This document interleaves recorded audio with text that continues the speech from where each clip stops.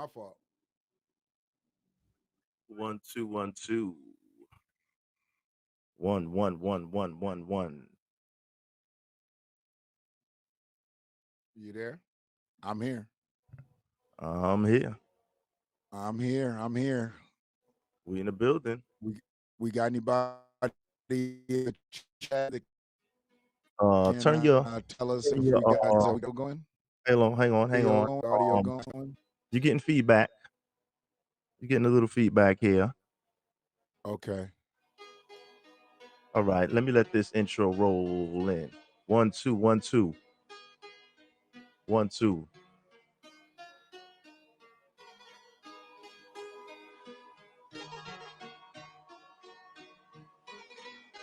Give people time to come in.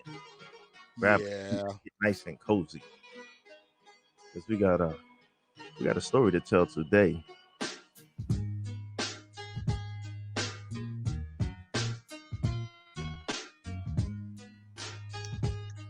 1 2 1 2 1 2. What we nice and clear in here. 1 2 1 2. Happy Friday, everybody. It's your host, Ace World, coming to you live. Secondhand Smoke Show. Of course, this is a spin-off of that Sunday Night Smoke podcast. Yeah. How's everybody doing out there? The chat room is open. Let's see who's in the chat. Get at me. Thank you for coming out. I see we have a few people in the house listening. Thank you for the Already. Thank you. Frida, happy Friday. Yes. Let me pull that up. Put that on screen. Bam. Yeah, so we just setting everything up. Sorry for the delay. I was having some technical difficulties as always. My tech game is trash at best, but that's what I do.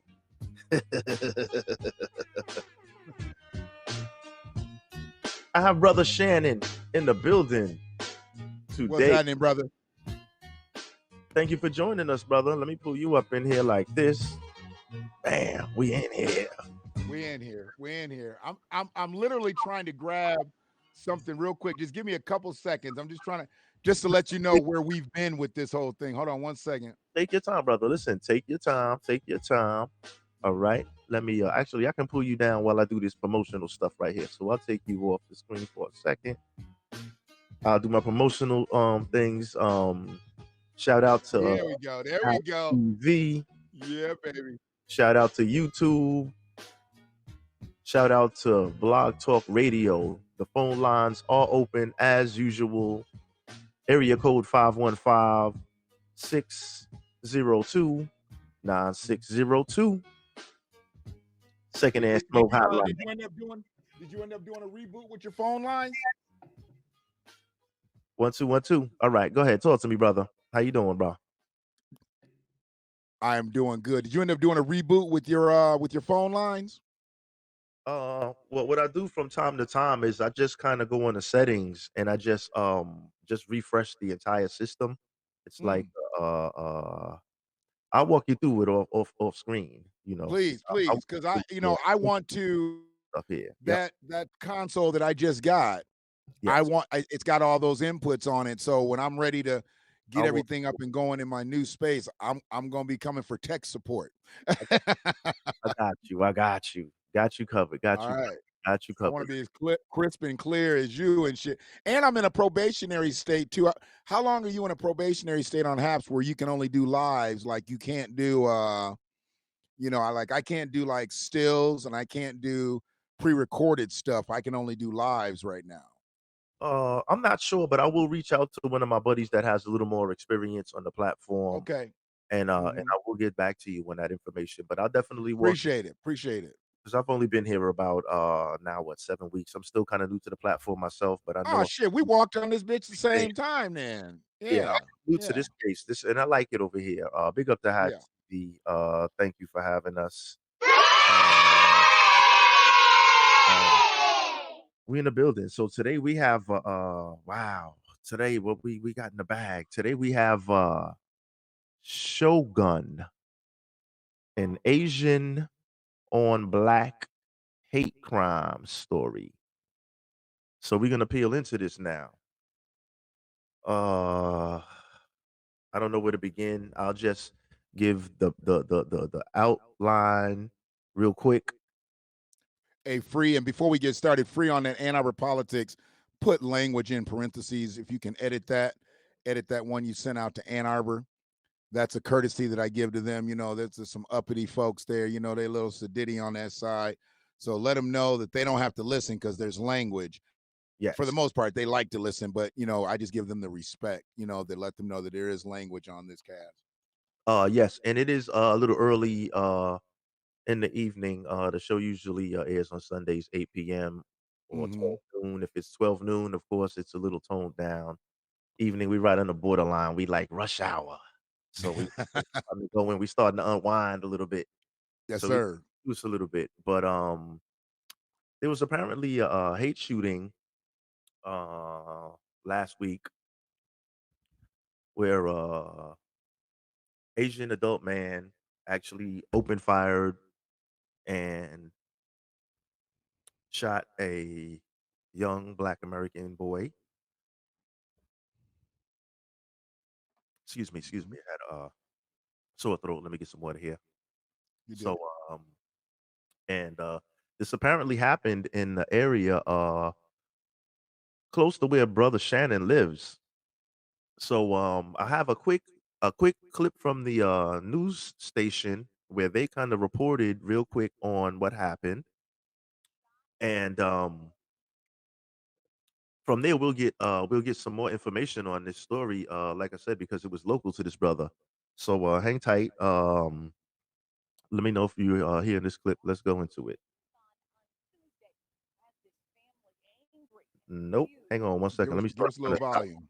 Yep. Let me start from the very He top because walks I want free, this making to. bond. Hang on. I'm gonna bring it from the very top. Okay. Here we go. Nope. Not that. I always do that. Ain't nothing wrong with some Roy Ayers. Ain't nothing wrong with some Roy Ayers, but we good. Walks free, making Always. bond on Tuesday. Shot a little boy. He walks free, making bond on Tuesday. It has this family angry and confused. And I'm trying to figure out how he got a bond that was so low for trying to kill my kid. Arnold Daniel trying to figure out why Ryan Lee Wen is out of jail after allegedly shooting his son Kobe. He tried to hit me with a sledgehammer, but that's not gonna work because I'm too fast. So then what did he do? Got a gun, boom, shot me right here. It's all on video Saturday afternoon on Candlewood Lane. You'll see kids playing, hear a gunshot, then Kobe realizes he's hit.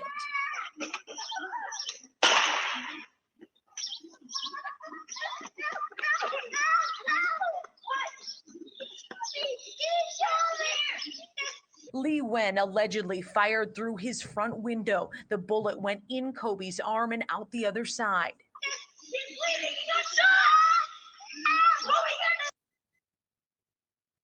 So that was the actual next door neighbor's ring doorbell footage that they were showing on this particular news clip.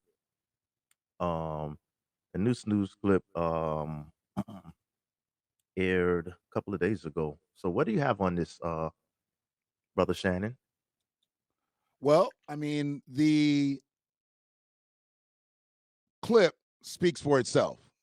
You know, um, I had uh, the privilege today to actually meet Kobe, to meet his father, to meet his mom.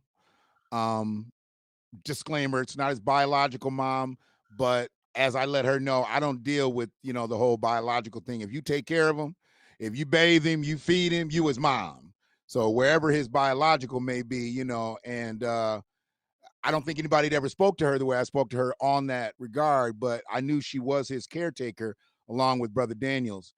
Um, and I had the privilege of talking to him. And I'm just gonna let anybody know that has any worries about this boy. He's already back out in the street playing.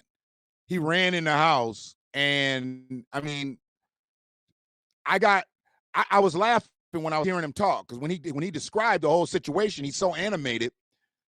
He was just like that today. He walked in the house and his dad had bought him some new kicks because his graduation is tomorrow.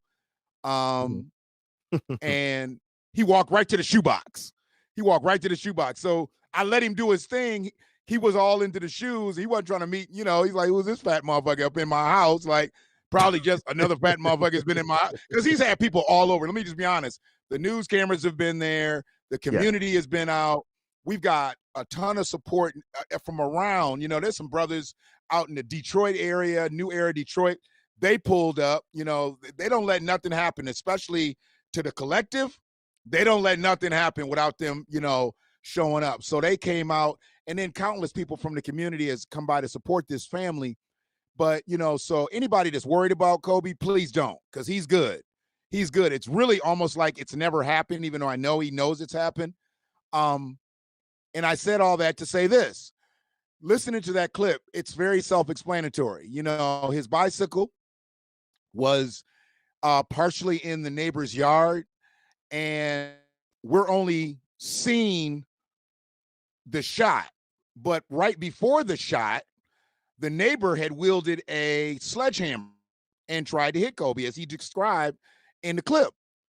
But he missed. And as we know, we black men, so we don't have to go through the judicial system just once or twice. Oh, yeah.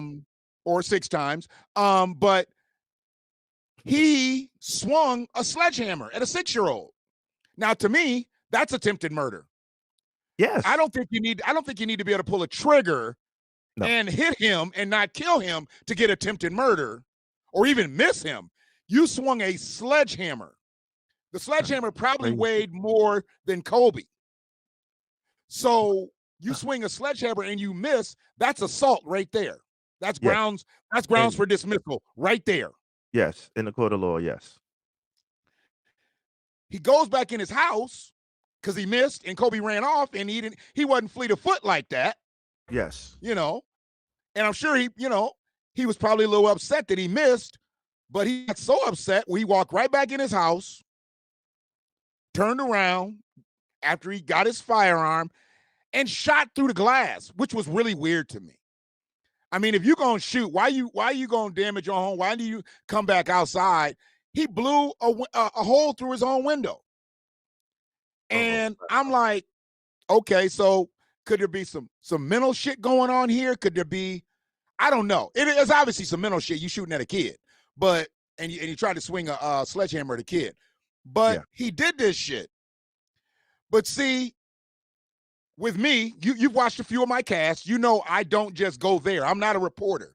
I'm not a journalist. I'm not reporting shit that people have already seen 100 times. No. I need to go deeper. There had to be a reason this motherfucker did this. So what I found out today. That was my next question. Was there any history for this to go off the rails like that? Like, what the fuck? What was going on? What was the prior history? What was the beef over? Had to be beef. There was beef. So what most don't know is it's been spoken on camera, on YouTube, at his court hearings, that was his girlfriend's house. Okay? Yeah. That's a lie. Because That's a lie. So I'm looking for every motherfucking charge that this bitch ass punk can get, because that's perjury. I did hear that though. That when I first started hearing about it and I looked into it, that's what they said. He was just not a resident, an occupant in his girlfriend's house. At his girlfriend's house. Is what the news so said. So that's we're gonna set this up. We're gonna set this up. Because I'm gonna spit it. I'm gonna spit it a couple more times because I got a couple more things that I gotta spin it. But right now, I'm gonna give you everything. So they kept saying, dude, lay it however you want to. Lay it out how you want to. Go ahead, go for it. Said it was his girlfriend's house, and they said it in the court. I watched the court hearing and all that shit. So, in talking to Brother Daniel today, it's not his girlfriend's house. It's his house. Brother Daniel's lived there longer than they have, next door. He remembers when they moved in together. So it wasn't his girlfriend's house. It was his house. It was his residence. Been there 4+ years. Okay. Mm-hmm. With that being said, so he lied in court, said it was his girlfriend's house. He didn't have to go back. He could go somewhere else. Because here's the thing. You and I both on the same plane where this shit goes. White supremacy protects white supremacy. Facts. And even though he's Asian, his mother, from what I know, worked somewhere around the county. Because when he got arrested, he didn't get housed in Washtenaw County Jail. He got carted off to 2 counties over. Yes. Yes, I do understand that. Okay. Okay. Well, it was for his protection. It was for his well-being. Being incarcerated in Washtenaw could have been life-threatening. Because once they know that you shot a little boy, and you're gonna be in there with a lot of motherfuckers from Ipsy, possibly from that neighborhood. Yeah, he might have not made it to Chow. So they put him in a motherfucking vehicle and rode him out to Livingston County. 95% white county. So he's probably not going to experience any coloreds out in Livingston County unless they get brought in on some shit. Yes. But chances are, no. He stayed there. He stayed there because the shooting happened on a Saturday. And, you know, back in the day, we used to have them early morning magistrates on the weekend where if you got locked up, somebody come in like maybe Saturday morning or Sunday morning, you might get out. You might not have to spend the whole weekend in jail. Yes. And I don't know if they still have magistrates like that in Washington or not, because it's been a while since I've been incarcerated late at night and shit like that. But they obviously don't have that in Livingston County because his ass sat for 3 days until they brought him up on the docket. And when they brought him up on the docket, the shooting happens in Ipsy, but they showing his ass in Livingston County. So I'm like, what the fuck is going on? That's what I start digging. I start digging that. Like how the fuck he get out to Livingston County? Did he run? I mean, you know, and then what happened? Turns out he's got some pull. He's got some play somewhere between his mama and his daddy. They got enough pull with the sheriff in this county, the embattled sheriff, the sometimes absentee sheriff, because he's got a multi-million-dollar business that he does on the side where he enriches himself training police officers, even though his job as the sheriff of the county is to train police officers. I'm sorry. Isn't that the fucking job? Kind of. I mean, you know, but hey, why take the job and get paid from one county when you can get paid from 100 counties? Because that's all he does is he goes around to other areas throughout the country and trains other police how to police. But then he's got a police department that he's supposed to be here manning, but he's not because he's absent. But then he's got an undersheriff who's been an undersheriff for 3 or 4 sheriffs, I believe. So he kind of knows the sheriff's job, you know, and he doesn't really want to be the boss. So he never wanted the chair. He just likes being the second guy. He likes being Robin. You know, he ain't never wanted to be Batman. And it's a perfect job for him because Batman is off somewhere else all the time, saving folks. Mm-hmm.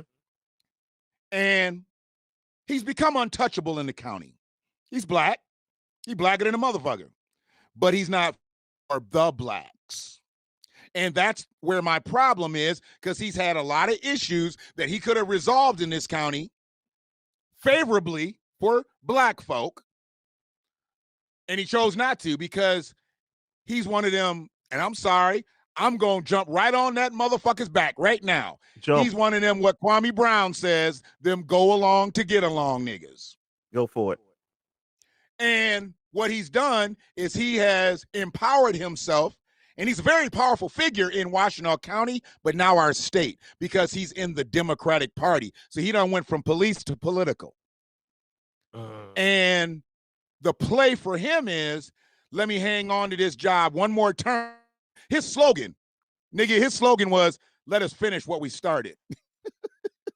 Finish bullshitting. He been sheriff for 3 terms, getting a 4th term. Now he want to finish what he started. Nigga, can you tell me what you started? I was gonna say the fuck you start. Before you get If to it took finishing that shit, can you long- tell me what you started? We might not want to know what you gonna finish. If it took fucking 3 terms already, obviously you're working slow as fuck to finish what you started at that. I don't know if you we ain't want you to finish finished- what you started. Obviously you I struggling. mean, goddamn. Yeah, you struggling, dog. I mean, 3 after a terms, while, when you fuck you dry start. humping and shit, after a while, something got to give. Like, goddamn it, you know what I mean? Something got to The fuck, right? Like give. I'm like, you know, so, but he got in there, I'm you know, he sorry. got a COVID term because, you Mhm. know, he got in there pretty much how our president got in there. You Mhm. know, the candidates that did want to run against him, they weren't able to get out and meet people and campaign properly and things like that. Motherfuckers was No. wearing masks. Nobody wanted to talk to each other. So he basically slid in on another election. Yeah. And that's okay. If you're going to come in and do the job, I'm good with you. I don't give a fuck. See, a lot of people think I don't like him because I got some personal differences with him. No, I got some problems with his ethics. I don't believe that he's done the best job. I don't give a fuck. If I saw the motherfucker in the street, I'd be like, what up, nigga? I wouldn't give a fuck. But Right. I got a problem when he puts that badge on and he doesn't perform to the capabilities of a sheriff. Or when I call and I got to be like, Bueller, because nigga, you can call that bitch. He about Yeah. to be gone now, dog. Oh, shit opening up now, mask gone. He about to Yeah, be gone. it's a wrap. Within the next 60 days, I guarantee you, he'll have a weekend gone or he'll have a midweek gone where he going to go teach somebody else some policing and make a ton of money. He make about 35, 40,000 a month teaching people how to be police. I mean, come on, dog. Like, Come on, dog. If you're going to do that, I mean, What's the he make academy that for? on the side, nigga. He make that on the side. So that little 12, 13,000 that the county give him ain't shit. He wiping his ass with the county check. He got Yeah, bread that's play coming in dough. outside the county. Yeah, that's play dough. Yeah, so he just playing with that. He's you know what? His county check probably go right Tax home. write-offs and His shit. Yeah. direct deposit right to mama. She paid the bills off that 10, 15 getting from the county, and he good to go. And that other money, that's probably trick money. Mm-hmm. Because he done had some infidelity issues, but we don't need to get into that on this case. Let's stay on course. Yeah. I could run you 3 hours on this, but we ain't gonna do it. We're gonna stay on course. Copy. So there was a situation because they had history. They lied in court. He's not an occupant, he's a resident. And he moved in that house the same time that the other person moved in the house that he's calling his girlfriend. Okay? Mm-hmm. Now, I ain't trying to be something that I'm not. But you can't tell me one thing and truly show me something different. No. Because I saw something different from the fucking get. I'm like, oh, wait a minute. He took that much fucking ownership in that house Mm-hmm. to bring his firearm to his girlfriend's house. So is he saying he's not safe there? He's not feeling safe there? Then why the fuck does he come? Why the fuck does she live there? Yeah. So I'm thinking he carrying his firearm around. Like he might be just, straight up Wild Wild West type motherfucker. Nah, he ain't carrying his firearm around. His firearm stay there because he's a resident there. I bet you when they look at his firearm and check his firearm records, I bet you his gun is registered to that address. Ain't nobody talking about that. Because he lied. That'll get him for perjury right there. Where's that firearm registered to? And if that firearm ain't registered to that address and he shot it from that address, there's another crime. See, I'm trying to make sure that motherfucker don't ever get out of jail. You gotta make sure all of those angles are covered. Exactly. I mean, if that firearm is registered there, that automatically commits perjury right there when he said that he didn't live there, but that firearm, so the firearm lived there, but you don't live there, nigga? No. Yeah. And then after that, and if the firearm is registered at his mama's house or his daddy's house, but you brought it over there, so you illegally brought that firearm on there. Ain't supposed to house that firearm over there like that. Nope. And here's the thing: you've only heard little clips of Brother Daniel and Brother Kobe talking about the incident. What they haven't asked was there any type of beef prior to that day? Yeah, prior to the shooting. Prior to the shooting, Mm-hmm. he swung the sledgehammer. But before, he's literally taken Kobe's bike and thrown it in the trash can. Are they next door neighbors? Like, how close are the houses? Next door. Next Oh, that's door. next door neighbor. Next door. Oh, got it. That makes everything door. clear. Next door Yeah. neighbor, because they didn't say that either on the news. We didn't Didn't find say that that out. either. They kind of made it just seem like brushed it. Kobe. Seemed like Kobe was riding down the street like he was all off in a neighbor's yard. You know how it is. You Yeah. damn near got a 3-4 house radius. All them your yards.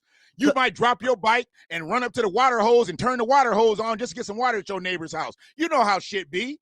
I saw That's the in the video. block. I saw the video. That's in the block. I saw the video. Because it's wide open. It's spread out. You have the front lawns in front of the house spread out. Because I did see the video from the next door neighbor's Ring doorbell. I'm sorry, brother. Continue. Wow. Next door neighbor. So that explains everything. he said he threw his bike away one day. He was like, man, we've had words.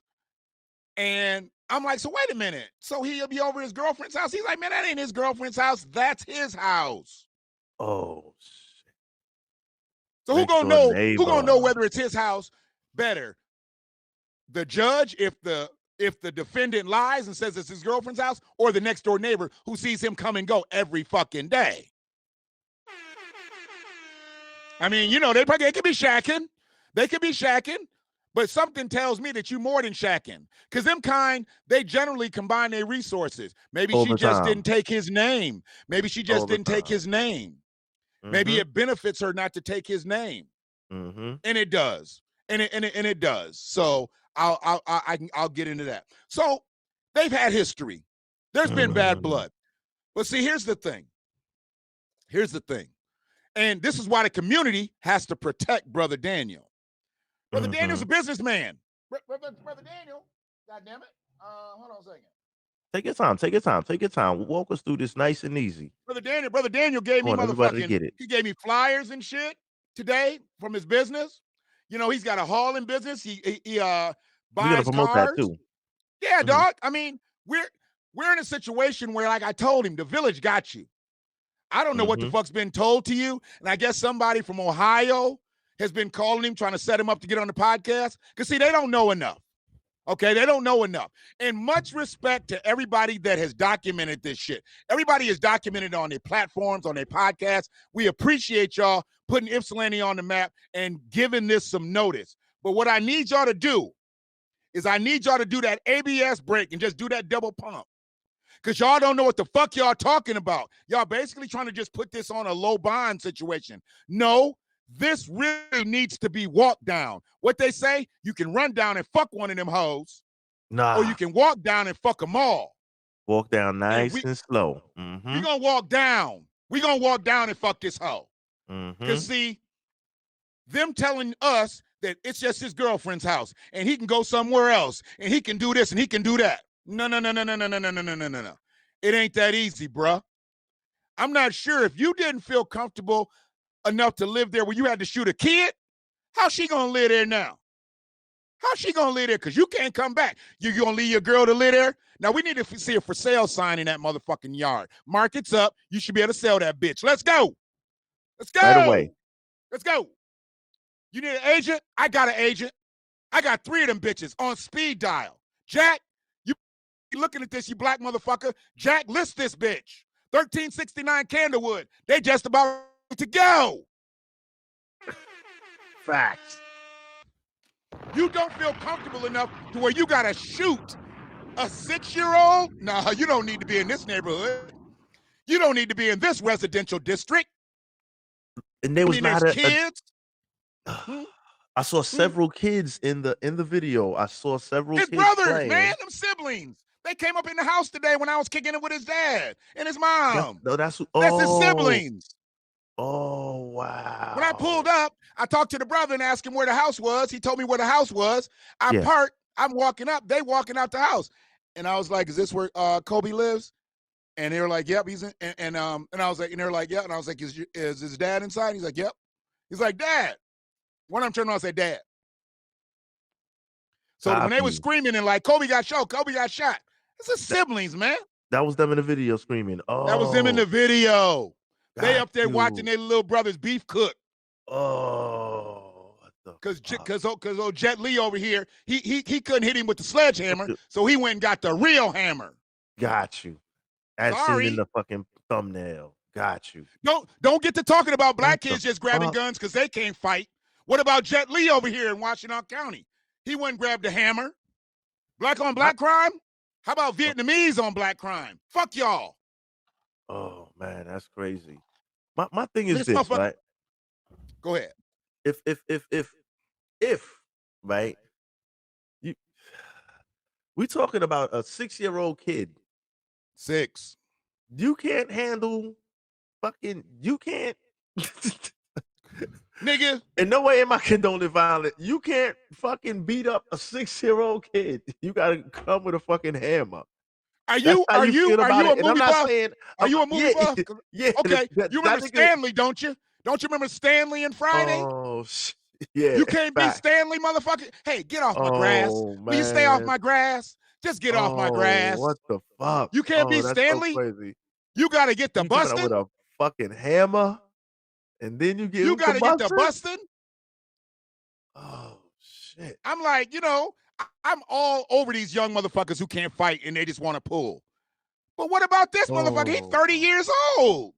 Pulling on a That's crazy. 6-year-old that's causing him no threat, no harm. That's insane. I'm just tired of this shit. That's This fucking bicycle crazy. laying off in my grass every other goddamn day. I can't deal with it no more. Take this, nigga. That's what it was. You know what? Fucking crazy. The doctor said 1 inch either way. Kobe ain't here.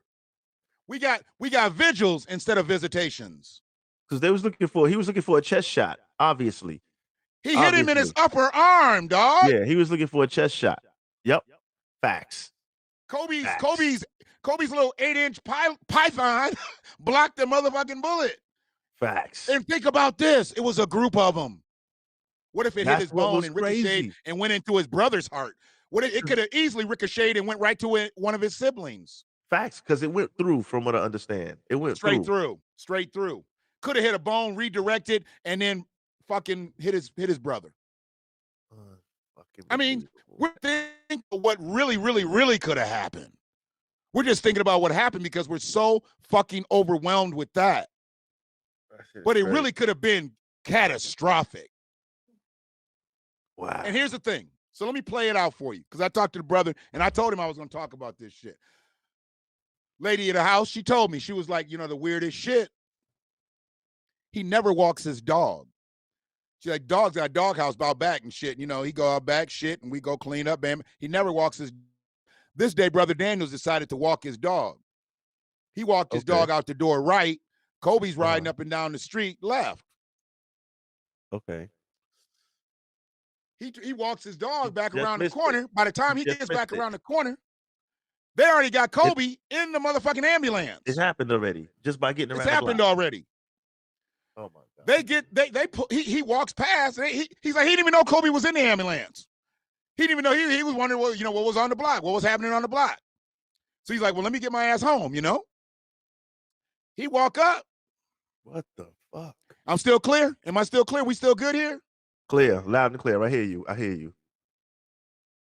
He walk up. Premeditated, possibly. Motherfucking deputies told him, put your dogs away. We're gonna put that motherfucking dog down. This man is walking his dog through his motherfucking neighborhood. His own back to his house that he pays taxes on. Pays taxes to pay your motherfucking wage. Now you threatening him, walking back to his house, talking about put the dog away or we gonna put him down. Well, and he's like, what the fuck is going on? He was like, man, they was treating me like I was the suspect. Crazy, so I was really right? like, what the fuck is going on? He said, man, my dog is so obedient. He was like, I took the leash off the dog and whistled. Either he whistled or he does something. And he was like, get in the house. Dog went and jumped the fence. They opened the door. Dog went in the house, laid down. He outside now with the deputy. He's like, they start questioning me. I start walking towards the house more. What are you talking about? Yeah, like they didn't see him approaching the fucking house with the dog. They don't know who he is. Dog away. Exactly. They don't know who he is because they got the kid in the ambulance. He's walking up the street. He can't see his kid. So he just looks like a regular dude just walking up the street. Exactly. They don't realize he's the father of the shooting victim. Exactly. But he's still they a don't nigga. Realize, they didn't, it don't matter. It's a nigga. Realize, it don't matter. It's a nigga. We defensive anytime it's a nigga. Comes around. They're going to give you the one big nigga theory all day. You the one big nigga with a dog now. You the one big nigga with a dog. Put that fucking dog away. I mean, all he was doing was walking home. The dog wasn't lunging or nothing, he said. But because he looks like he could fuck some shit up, they got to threatening the dog. How do you threaten a dog that you just walk up on? And then they want us to feel sorry when somebody knocks off one of these goddamn canines that they be fucking sicking on suspects and shit. Facts. But he's got a well-trained dog that he was able to tell with one command to go in the house, and he leaped over the fence, or leapt over the fence and in the motherfucking house. But you threatening to put his dog down as he's just trying to walk back home from around the block? See, this is why I say. Now. I'm sorry. I just wanted to. You good? I see you hot under the collar because I'm tight hearing this shit. Like this is fucking crazy. I'm tripping though, like because they want us to give them the ultimate respect. They want us to respect their canines, but you don't respect a man who's just walking up the street like, you know, what's going on? On a humble, dog. He has no idea what's going on. That anything has occurred at his place. Crazy thing was, his phone starts ringing as he's walking back. And they're like, Kobe got shot. So now he knows that's Kobe in the ambulance. Oh. He says, as I'm walking back towards the house, I see them. They're cuffing the suspect. So now he knows his neighbor done shot Kobe. He ain't seen Kobe, but they called him on the phone. Oh, okay. Wow. Finds out his son gets shot on the phone, but he's already on the block. See, none of this is getting played out. They making this shit seem like it's lickety split. No. He was played by the deputies. So they're there. They arrest. There's a detective now who has to take a report, right? Man, he was like, they was up there treating him like he was a motherfucking criminal. He's like, they was disrespectful as fuck. And this happened on Saturday. He hasn't had one call from the county since. Really? Not one. Nan, nigga. Nan. So. Nathan. All right. Wait. So, from what I understood, right, where the bond now, right, where the bond was posted, or the bail, shall I say, or whatever, right? From what I was understanding when I was watching your get out of jail card. Yes, your get out of jail card. Come again. I talked over you there one more time. No. No, that's fine. That's fine. You got the information. I'm slow with the question because I'm really trying to process this whole thing. I'm trying to process. Let me get a little more clear over here. I'm trying to process this whole thing as I that's much better as I go through it. Wow. So the arresting officer was not there. Walk us through. Yeah, walk us through. Yeah, please walk us through that part of it now. After the arrest was made, the child went to the hospital to get the medical care and everything. Right. So what happened with this bail thing initially? So he spent 3 days in jail because this happened on the weekend and they didn't have, weekend magistrates in. So when he got his arraignment, obviously everybody knows by now, there's been an investigation. So there's been a report submitted by the sheriff's department. Yeah. And that gets submitted to the prosecutor's department. And they make their recommendations in their request. So seeing what they saw, and I'm going to have to, let's put a pin in that real quick. You don't know much about our county. We've got a new prosecutor, new assistant prosecutor, chief prosecutor. They have instituted a program where they really want to get rid of cash bail. So they wrote in on that, okay? Because, they don't want, because they know cash bail hinders black people. I was about to say marginalized people. I ain't on no people of color shit tonight. They know cash bail hinders most black offenders and causes detrimental shit to black offenders. Because if you get arrested and you can't bail out, you probably gonna lose your job and lose your residence, lose your woman, lose every goddamn thing. Basically. So if it's not a serious crime, they don't see why 1,500. Hold on a second. Take your time, brother. Can I share? Yeah. Share to all them motherfuckers.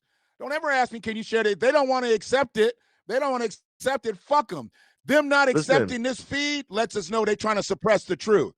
Freeze, she's submitting the cast all over Facebook. And she's wondering if she can submit it to the county pages. By all motherfucking means. I want everybody looking at this bitch. Like, share. See, the thing is, you coming into a powder keg already, bruh.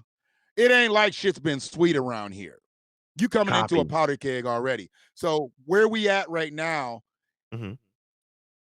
this was just in another long line of mishaps with the sheriff's department. Now we're dealing with the prosecutor's office. So the prosecutor's office makes their demands. Sheriff's office did their investigation. They submitted it to the prosecutor's office. So here we go. When they made their demands, they thought it would be good enough for them to be able to send their recommendations in. I'm going on thought. I'm going on theory, because I've had discussions with both of them on my cast, the chief assistant prosecutor and the prosecutor. So I feel like I know their heart. So I'm saying that they thought by them submitting their recommendations, their requests, their demands, submitting them to the magistrate, that they would get looked over, and they had requested a $100,000 bond. The sheriff's department, they don't set the bonds if they've stated, ignorantly, like people think that they set the bonds. Well, I know people think they set the bonds because people told everybody, call this person and call that person and call the sheriff's department and call the prosecutor's office. I think that's one of the dumbest fucking tactics in the world. I don't know why you want to disable phone systems and shit to places that we need to be fucking active. Now, if you want to go down there and fucking protest and shit like that and do all your shit, why are you calling the goddamn line? Why are you clogging the goddamn phone lines up? You ain't doing nothing but motherfucking, wigging out the goddamn receptionist. I mean, the gatekeeper and shit, her job is bad enough.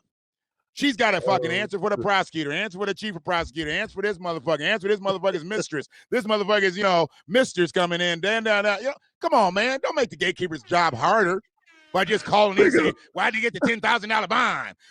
Hey, bitch, why'd you get the $10,000 bond? Put the prosecutor on, motherfucker. Put Eli on. Put Eli on. Oh, shit. I'm like, I know what the fuck they're doing, because they don't call down there with the right motherfucking information, so they just want to call down there with a whole bunch of motherfucking nigga babble. Put Victoria on. Put the sister on. Fuck Eli. We don't talk to that white boy. Put the sister on. Stupid shit like that. And nobody wants to do business with motherfuckers like that. So stop having these motherfuckers call the prosecutor's office. I'm going to give you a one-up on that. Stop having them call the sheriff's department. Them motherfuckers are slow enough. The last thing we need to do is switch the fucking switchboard up at the sheriff's office. Okay? We don't want the fucking 911 operators to quit. Shit. No. So the crazy thing is, the bond, this is what I learned today. The bond got set at $10,000 personal recognizance initially. Now, I've had to deal with the law once, twice, like 4 times, 5 maybe. Okay, 6. You had to deal with the law? Possibly.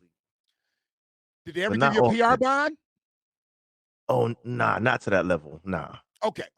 So a PR it's bond on a traffic is basically stop type shit. Nothing crazy. Oh, no. Yeah. So, okay.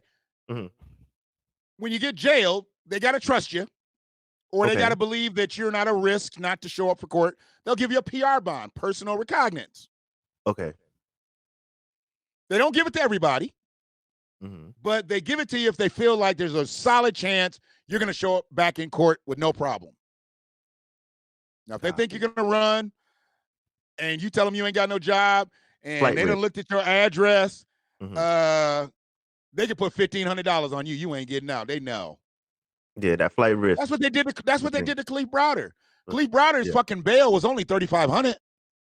Crazy. But look where Kalief Browder was from. Look at the resources that his mother didn't have. Look at the resources he didn't have. $3,500 is a grip, nigga. That's a piece of change. That's Facts. a piece of change when you in a tenement. Come Facts. on now. Facts. Okay. You hungry. Mm-hmm. You hungry, dog. Mm-hmm. So they initially gave him this is coming from the father. This is not me because it hasn't been printed. And I know people are going to be like, where's that say? Where's that say now? It ain't in the article. I talked to the daddy. That's why I'm talking to you. Exactly. I talked to the daddy. Okay. That's why all these other motherfuckers around the country, they didn't get this part. They didn't get what they say? That part. They didn't get that part.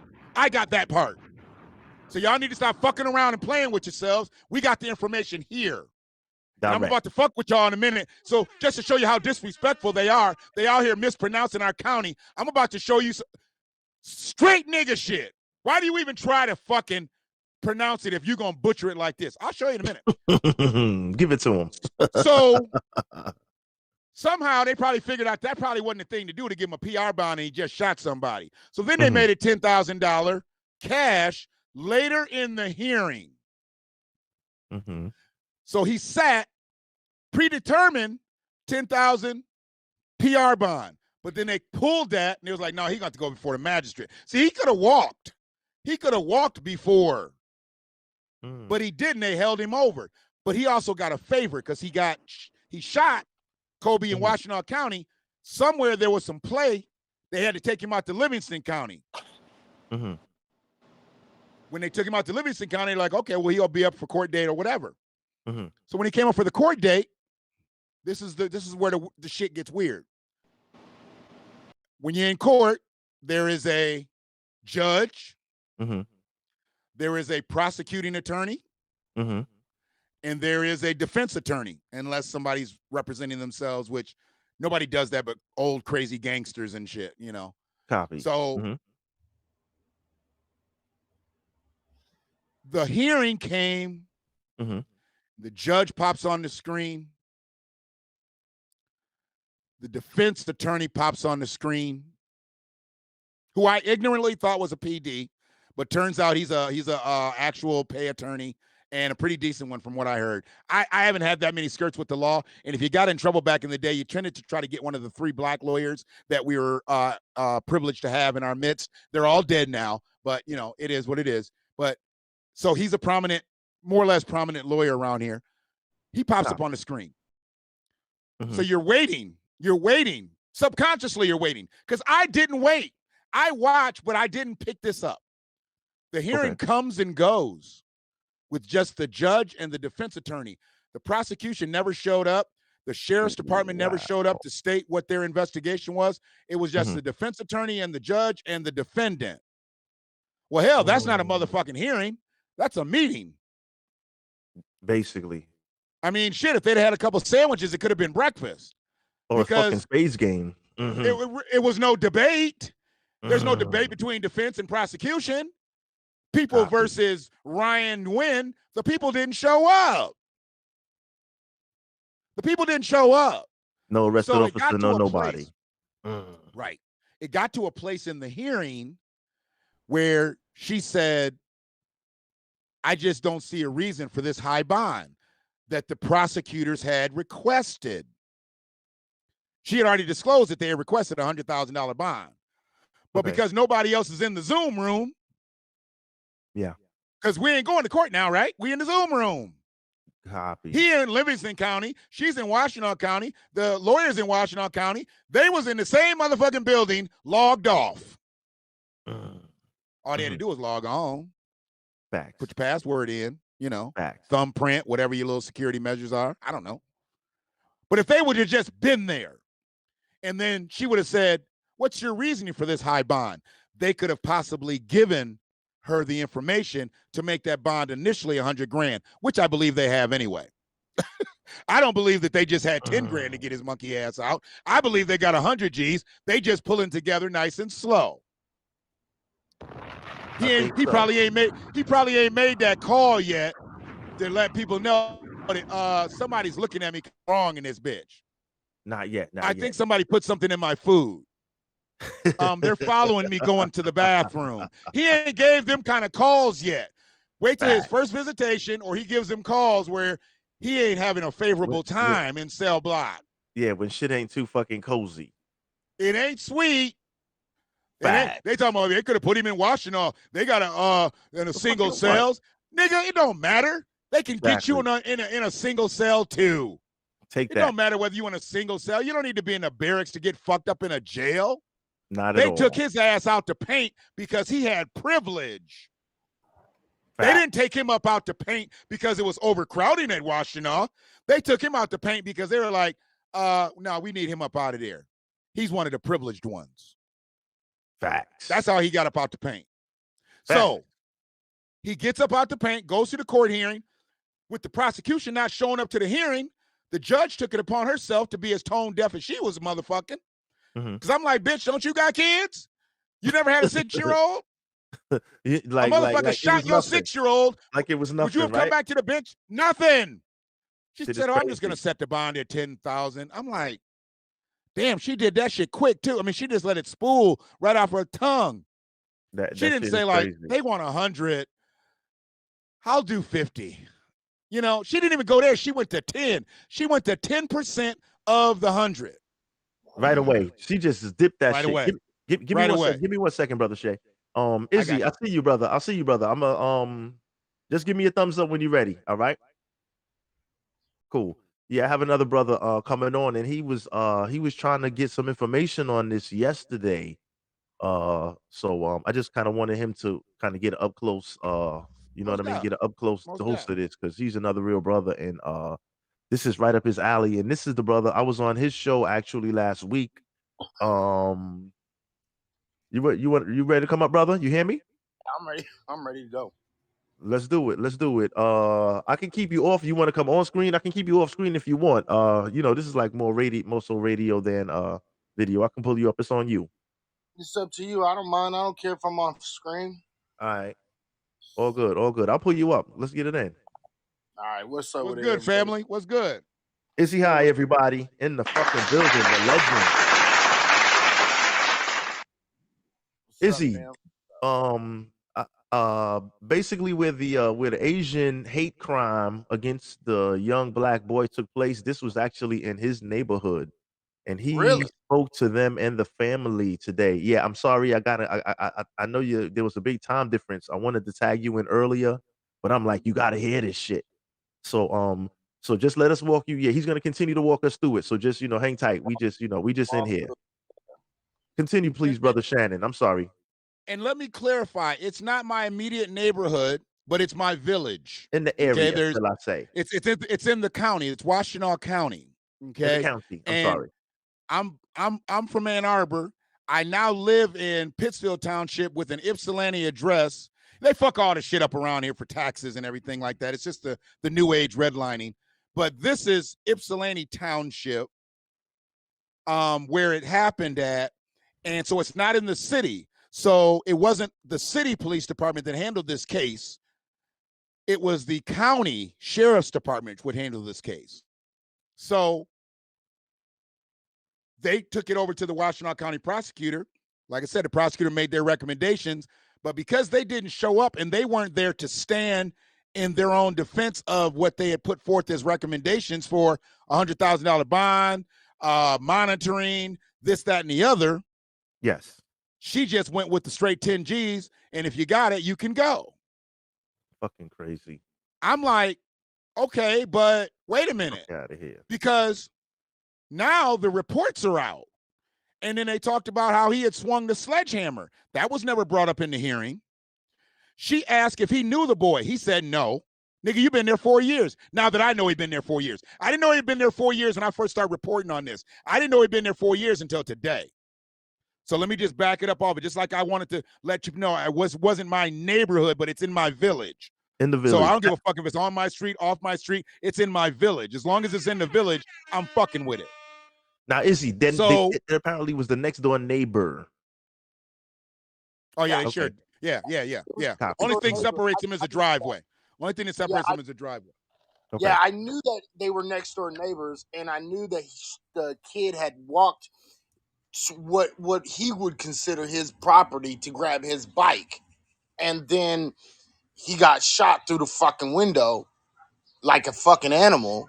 You know what I mean? And then they gave him his really low bail of 10,000. He got out, and now what I've just recently heard is that they rearrested him, gave him a higher bail. Well, But check it I out. don't know. Yo, check it out. Is here we go. He has the inside track right here. Yeah. Finish laying it out for us, big brother. Finish laying it out for us. We ain't even gonna So go with what they heard. We going with the inside track I'll go right the right fuck in here. between the rearrest and the new bail and everything. So Go he into got it. the bail, Mm-hmm. and there was an outcry about the $10,000 bail. So you've seen that. Is probably seen that on all these podcasts, and everybody's been like, and they've been blaming the judge, blaming the judge, blaming the judge. But there were two, and I know a couple people in law enforcement, you know, present and former, and they all basically said the sheriff's department should have been there to defend their investigation. This was a shooting. This wasn't shoplifting. This wasn't jaywalking. Even there for that. Sometimes They you don't even there need for to be fucking there. that. Let me tell you something. Even for a fucking this traffic was a ticket, they there. Hey, wait a minute. You get a traffic ticket. The cop that gave you the ticket is in He's the there. motherfucking courtroom with your ass. That nigga there. He there. Now in Michigan, what they do, they got a resident cop. The cops don't have to show up anymore. In Michigan, they just got a motherfucker who just comes in. He shows up for everybody. So the cops always show up now. The only way you're going to get a hearing without a cop being there is that motherfucker gets caught on the toilet during your case. Straight up. There's always a cop. Don't say nothing. There's I don't want them to start that bullshit in New York. Dude. Fuck that. And you know these states, they get together and shit and start just doing the same fucked up laws and shit. Yeah, you got a resident motherfucking Barney Fife. He's just in that bitch, you know. And yeah, it's crazy. So he gets the fucking 10 grand bond. That's got to be illegal. I just wanted to say that. The bond? You talking about the bond? Talking about a police officer, one police officer who shows up for all the court hearings instead of the main police officer who actually did the arrest or the ticketing. That should be illegal. Because I don't he's know. not sworn in under oath. Here's the Exactly. thing. The arresting officer is not sworn in under oath. Right. This is the thing, right? For the ticket So they writer. swear this guy under oath. They swear this motherfucker under oath at 9:00. For everybody. And he gets sworn in. He gets sworn in for every case. He gets sworn in for, I swear, I've been there. Wait a minute. I was driving a cab. They got me and shit. That's how I knew, because you get a ticket around here, the cops gonna show up. But if you go out by the airport and shit, it's all those adjoining cities and shit, right? So you can get a ticket in Canton and still have to go to Romulus to go to this court. That's where I learned about it, because I'm looking around like, oh, that bitch ain't even out here and shit. I'm about to skate on this motherfucker. I'm waiting for him, you know. People versus Shannon McFall. I'm waiting and waiting. I get up there, I'm like, this motherfucker ain't walked in yet, you know, unless he comes from fucking behind the judge's chambers or whatever. Dog. They said, is the arresting officer here? That motherfucker said, yes, Your Honor. And I looked over and I'm like, that's not the guy that stopped me. And he's like, standing in for so-and-so, so-and-so. And I look at my ticket, it's the same fucking name. He changes his goddamn name every case. The nigga's a stand-in. That nigga's a stand-in. Oh, my God. So I'm sorry. He stands up, and that cop that did the ticket gives a official statement. And he reads that cop's official statement. So you know what this is for? Say a cop works 11 to 7. Okay? He works 11 p.m. to 7 a.m., right? Your court hearing is at 9:30, 10 o'clock. This is just so the cop doesn't have to stay over and they pay the cop that extra 3-4 hours to be in court. It's more economical for them to pay one fucking mope to sit there all day than to pay the mope who actually stopped you extra time, because what's that going to give him? Overtime. Right. And God forbid you give them overtime. You're only paying these motherfuckers $16 an hour. God forbid you give them $19.50, you bitches. But stop fucking giving us bullshit tickets. Right, right. No wonder you cops steal and shit. Them motherfuckers making less than the goddamn Uber drivers. That's why the cops are so goddamn dirty out here. Yeah, but it's a little bit more than that, actually. What it is it's actually shoring up convictions. And y'all think, everybody else thinks it's about money. This ain't about money. This is about shoring up convictions. Loading up the fucking system. Yeah, because the thing is the fact of the matter is, you had said it. The fact of the matter is this: the police officer who made the arrest has to show up for the case. That's by law. So when Yeah. first thing is the first thing that you have to question is, how can they put this other cop's name as the arresting officer when when it's not him? That's number one. Number two, but somehow they're legally making it legal. Then all he comes in when he reads a statement, that's the evidence against you. And basically, you have no one to question because he's not there. This is Exactly. assuring conclusions in the Exactly. courts, and this is most detrimental to all black folks across the board. And this is why I keep on kind of bringing this up, because that shit is illegal and it's detrimentally affecting black folks primarily. And here's the thing. And here's the thing. Facts. God The damn it. fact that he just said that shit, like that. So in my excitement, I may have not clarified. They don't basically impersonate the officer. He's Yeah. standing in. He's sworn in for all the cases for the day to tell the truth. Yeah. But he wasn't So there he's got an at the official time. statement in the Mhm. file from the officer. But see, here's Mhm. what you're saying. It doesn't work past traffic court. I've never seen it work past traffic court. Like if it's a DUI, that actual officer is there. Right. But if it's like just reckless driving, fleeing and eluding, speeding, Right. they'll do that blanket motherfucker over here because Oh. there's not as many intricacies with that.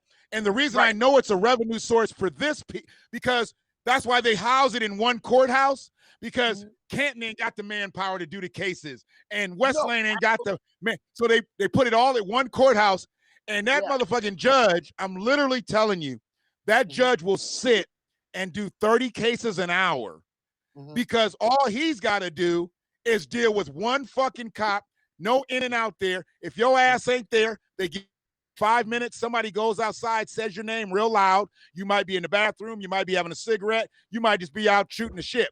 If you don't come back in there, gavel, next case. They don't put the warrant out for you right then because it's such a fucked up space to be in. It's not very good to, like, even before COVID, you didn't really want to be in that bitch because courtrooms is only so big, the lobby's only so big.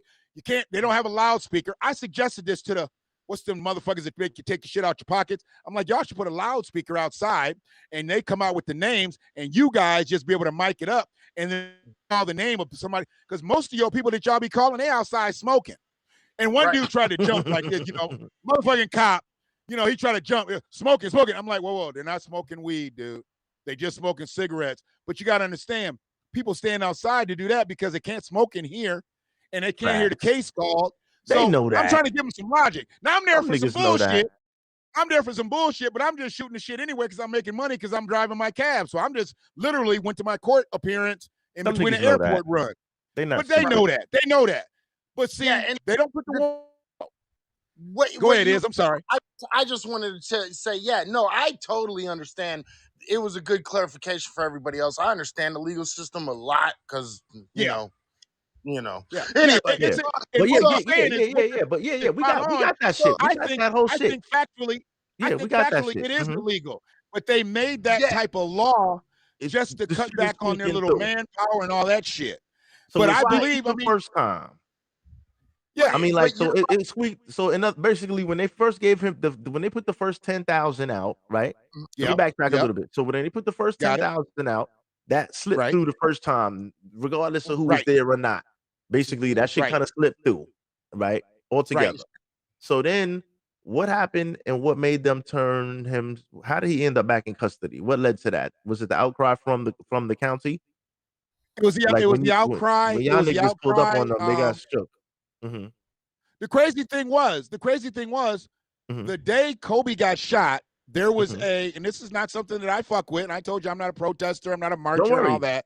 Go ahead, because they were doing the Black Lives Matter mural painting 5 minutes from where he was shot. 5 minutes. They were doing Black Lives Matter mural paintings in the street, literally 5 minutes from where he was shot. So, with that being said, segue. With that being said, this motherfucker did what he did on a day that black people should have been feeling pretty good about themselves. I don't really get into the symbolism of all of it because I understand the dynamics behind Black Lives Matter. And what I've learned, I'm just like, look, we matter, absolutely, but I'm not going to sit here and spout that just to prove that organization right. So nobody knew nothing Saturday. Nobody knew nothing Sunday. Nobody knew nothing until he got that fucking bail. And that's until he just slipped through the cracks the whole weekend. How long did he be neighbor of the guy, the kid that he shot? How long? 4 years, something like that? 4 years. 4 years. So in 4 years, and this is why I get when some people go deep into the symbolism, because in 4 years, you're telling me that this kid ain't never, come here, ain't never, ever put his bike in front of this dude's house, right? No, he has. You missed it. that point. Yeah, he has. Yeah, they had beef already. Bicycle. He's taken his bicycle and thrown it in the trash physically. Yeah, he's picked his bike up. Earlier on, he explained that they had situations. Yeah. And again, I'm being a smart ass. I'm being facetious and kind of being a smart ass and sarcastic. Right. No, you know, but you're thinking, think about what the judge said. You seen that hearing. But yeah. And the judge asked, do you know him? And he said no. He literally said he's a stranger. Nigga, you've been there 4 years. Right. And that's the whole, that's the thing. In 4 years, and then you just happen to shoot this kid and be just so fed up with this little kid where you have to shoot out your window a stranger 5 minutes away from a Black Lives Matter situation. Now, I'm not going to say, just like you, I'm not going to sit here and say that meant anything, but I'm not going to sit here and tell you a lie if you say that meant something. I'm just saying this now. Now, on my end, real quick, I want to throw a few cents in the hat. That's a segue right now. So now I'm going to fast forward. Come on. Now, what was the new bail set at moving forward from that point? So what happened was, you know, there was the public outcry from the county and people from the county, from the citizens in the county, and the prosecutor and assistant chief prosecutor got on and they did a public, basically a public apology and an explanation as to what happened, and that they did not submit a request for $10,000. See, a lot of people felt like this was some of that no cash bail thing and they just gave him a low bail. No, they submitted a request for $100,000 tether and all that shit. Out the gate. But because they didn't show up to argue their case, the magistrate turned tone deaf to the situation. Not that it was a mano y mano. This was a man versus a boy. Not only did she not look at it that way, she didn't even know about the part with the sledgehammer that happened just prior to the shooting. She didn't know about the part where he threw the bicycle in the trash. She didn't know about the words that he had had several times with the father because it had been told to her. He didn't know them. But that's it doesn't just his matter. girl's house. That so shouldn't matter. he's gonna be thinged also for that because he lied from the beginning. But that's another story. But all that doesn't matter, bro. Yeah, that's what I'm saying. Go ahead. Go ahead. A judge, and this is where I think that what the judge is doing, what they're doing is they're trying to save their ass. Because the fact of the matter is this. If you have anybody shooting at another person, a shooting, attempted homicide. That's attempted homicide off bat, like no ifs, ands, or buts about it. You feel me? So the thing is you're not going to be able to convince me that he said he was arrested for shooting a kid, and the court and the judge looks down and says he discharged a firearm and he hit a child and he was aiming clearly at the child from inside. From inside the motherfucking house. Listen, stop. Are you serious? I got $1 million bail. I got $1 million bail because I invited somebody who threatened me to my house. You invited somebody who threatened. Okay, so basically, wait. Threatened you. Don't Yeah. Don't chill. We gonna get let's not get too far off the rail. Check it out. That's crazy. But that gives the listeners, right? That gives the listeners an idea of how this fuckery works, right? Just overall, just by hearing that last statement. Just by hearing that last statement from Iz, right? Let me know when you want me. Let me know you want. No, I want you. Go ahead. I want you back on it right now. Because I want to get through the point. I want you to get through the so the second bail they ended up pushing for was 100,000, right? Right. And it was not the same magistrate. It was a judge. It was not the same. Was not the same magistrate. Okay. Okay. So let me just explain something about the initial magistrate that he stood in front of, who wished him luck. Because see, that's where I was hot. I was hot. I was hot that the bitch issued a $10,000 bond, but I was really hot when the whole ass motherfucker said, "Good luck, nigga." I heard it. She said, "Best of luck" to a goddamn shooter of a 6-year-old. A fucking mass shooter. I call him a mass shooter because he shot at a group of people, even though he maybe only hit one person and only shot maybe one time. Fuck that. And knowing that he had already swung the sledgehammer. So his assault was a second assault in as many moments. She doesn't even know that because she says during the hearing, and I don't know if Iz caught this or not, during the hearing, she said she literally had no chance. She said she had no chance to look at the file. She literally had picked up the file right and she sat in her seat right on the hill. What judge takes a shooting case? Because she would be like, wait a minute, this is a shooting. I'm not doing this one first. Let me go to the next one. Let me start off with an easy one. Send me a softball down the pipe. It's her first case. It was her first case, bro. And she knew nothing about the case. So she read nothing. You know how judges say, give me a minute. Let me read. She never did in the hearing. I saw it. I can send you the fucking link. She went right into fucking People versus Ryan, da-da-da-da-da. And then she said later into the hearing that she had never read anything, so she didn't know anything about the case. The defense attorney said, I don't know anything either. I just got the file right before I walked in here too. But he's a pay lawyer, so they made sure he didn't have to go with a PD. Gotcha. He had a pay lawyer, and he comes in there fumbling and shit. She's fumbling and shit, and they came up on a $10,000 bond because they didn't know nothing about the extenuating circumstances. And I'm not trying to sound big wordish, y'all. Y'all know I ain't no big word motherfucker, but I had to give that. Sometimes I'm in these formats and shit. They know me. I'm a motherfucker. I'm a motherfucker.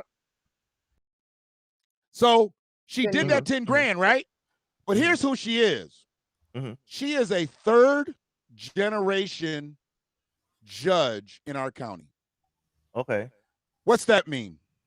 Third generation judge. That's white supremacy all day long. Wow, that sounds third generation. Like, she's been grandfathered in. Her daddy and her daddy's daddy have been judges in this county. They've been wielding a gavel.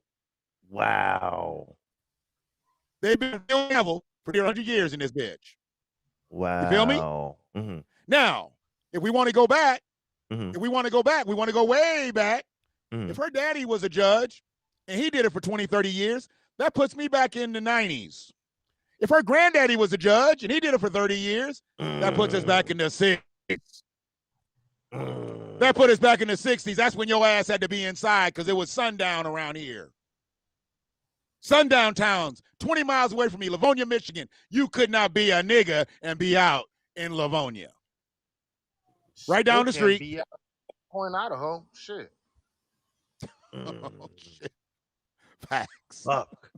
So she is a third generation judge. So when she's looking at this case, what does she not see? She does not see a baby. She sees a threat to this man, and that's why he shot. She does not see a black child. I can't even give her that she saw a black child. She saw a threat. When they see us, they see a threat. Not because a lot of them still don't look at us. A lot of them don't look at us as a man. Still, a lot of them still look at us 3/5 of a man. They don't look at us as human. Look at us, man. We go to prison for killing a goddamn police dog. But if a police dog mauls us to death, if a police dog mauls us, where do they put that police dog? Do they put that police dog down? If he mauls a suspect to death, they get that motherfucker a ribeye and say, "Good boy, atta boy." Go ahead, Iz. Okay, but I'm kind of lost. But I totally understand my brother's point. I really do. I just don't understand why. And I know you're not meaning to do it, but this is what it sounds like. You keep on giving her excuses on why she did it. And No, he's not. You no, missing hear me that out though. point. Just hear me out. Just hear me out. Hear me out. Because I'm not. I know you Go ahead. don't mean to do it. I know that's not what your intentions are at all. But he keeps saying, but she didn't know the extenuating circumstances. Bro, I can't make this point enough. It doesn't matter how the fuck she didn't see that little baby as no threat, bro. He You shot. saying that bitch is negligent Yeah, because she's she ain't just do her job. She she ain't even do her just fucking either job. either A, she's negligent, Yeah, or if she B, didn't read the fucking file. right, or B, she's a fucking clear racist that has no problem with Okay, well, the death of our is. kids. You gotta No, understand the dynamics here. I You gotta do understand the understand, and dynamics that's here. what I'm. No, That's what, and that's not what I'm the trying dynamics. to. See, this is where One you at a get two time. One at a alphas time, going. fellas. Yeah, Go yeah, ahead. yeah. You One at a finish. time. And No, no, I no. Go understand what ahead. you're saying. Go ahead. Go ahead. Go ahead. Go ahead. Go ahead, Is. Finish your point. Go ahead. Yep. Here's the thing. The problem, and this is a problem I think that's massively big in the black community. Mm-hmm. We always fucking giving some excuses to these white folks as if they don't know exactly what they're doing. She knew. This woman, it doesn't matter about extenuating circumstances. This woman knew exactly what she was doing when she gave this man a $10,000 bail for shooting a child. I don't need to know about him trying to hit him with a sledgehammer. I don't need to know about him fucking, throwing his bike away. I don't need Yeah, to that know. even make the shit worse. Right. And giving and saying stuff like she sees that child as a danger to him is absolute rubbish. He was in the house. He shot through the window. He wasn't Right. no threat. There's no way that in any way that you can make that a perceptible threat. This 6-year-old child Not a kid. inside of the house. You Mhm. can't do that. And so Yep. for us to sit here and keep on saying, but we don't understand, she didn't know. No, she did. She just did not give two shits. And we, as the black community, need to stop giving white folks these kind of excuses, because then they will always be able to say shit like, oh, I'm sorry, I didn't realize. No, you did realize that's a 6-year-old child that got shot through a goddamn window in a goddamn house for picking up a goddamn bike. There is no excuses for that. Absolutely not.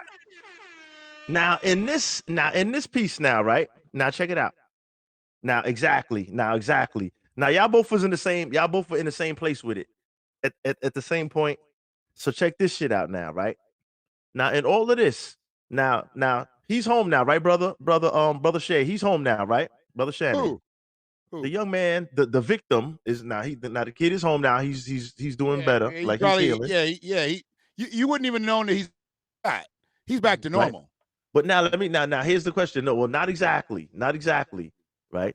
Because now he's got trauma and he's gonna have to live Well, with this shit now, he's right? back to business. But he's He's back he's not back to playing like a kid. being Right. trying to be a kid again, but he's fucking put it like this: a bullet go through you, you're not being normal. But I see what you're saying. He's a kid. He's What full of energy. his dad said, he's like, he really doesn't understand how close he Yes. was to being up out of here. He was like, Yes. and as I said on my cast, that's Yes. almost like a badge of honor now that he can go around saying, look, man, look where I got shot. He really doesn't understand the sincerity of it all. And he Yes. definitely doesn't understand the white supremacy that went through that Asian boy, because that's what it is. This boy lives like a white supremacist. And because we ain't as deep with the story yet, because I got you. he's connected. He was connected enough to get arrested and not be planted in the jail locally. They moved in protective custody because a call got made. Somebody. Made. And this is what I was trying to say. Mhm. He's a threat. He's seen as a threat. That's his white supremacy. White supremacists see me as a threat when I'm coming to help them. When I'm coming to try to help a motherfucker who's in some fucked up shit, they'll still see me as a threat. And, you know, once again, it's so crazy. When I look at him today playing like that, I'm like, it's just like his father said, he really doesn't, it's not registering.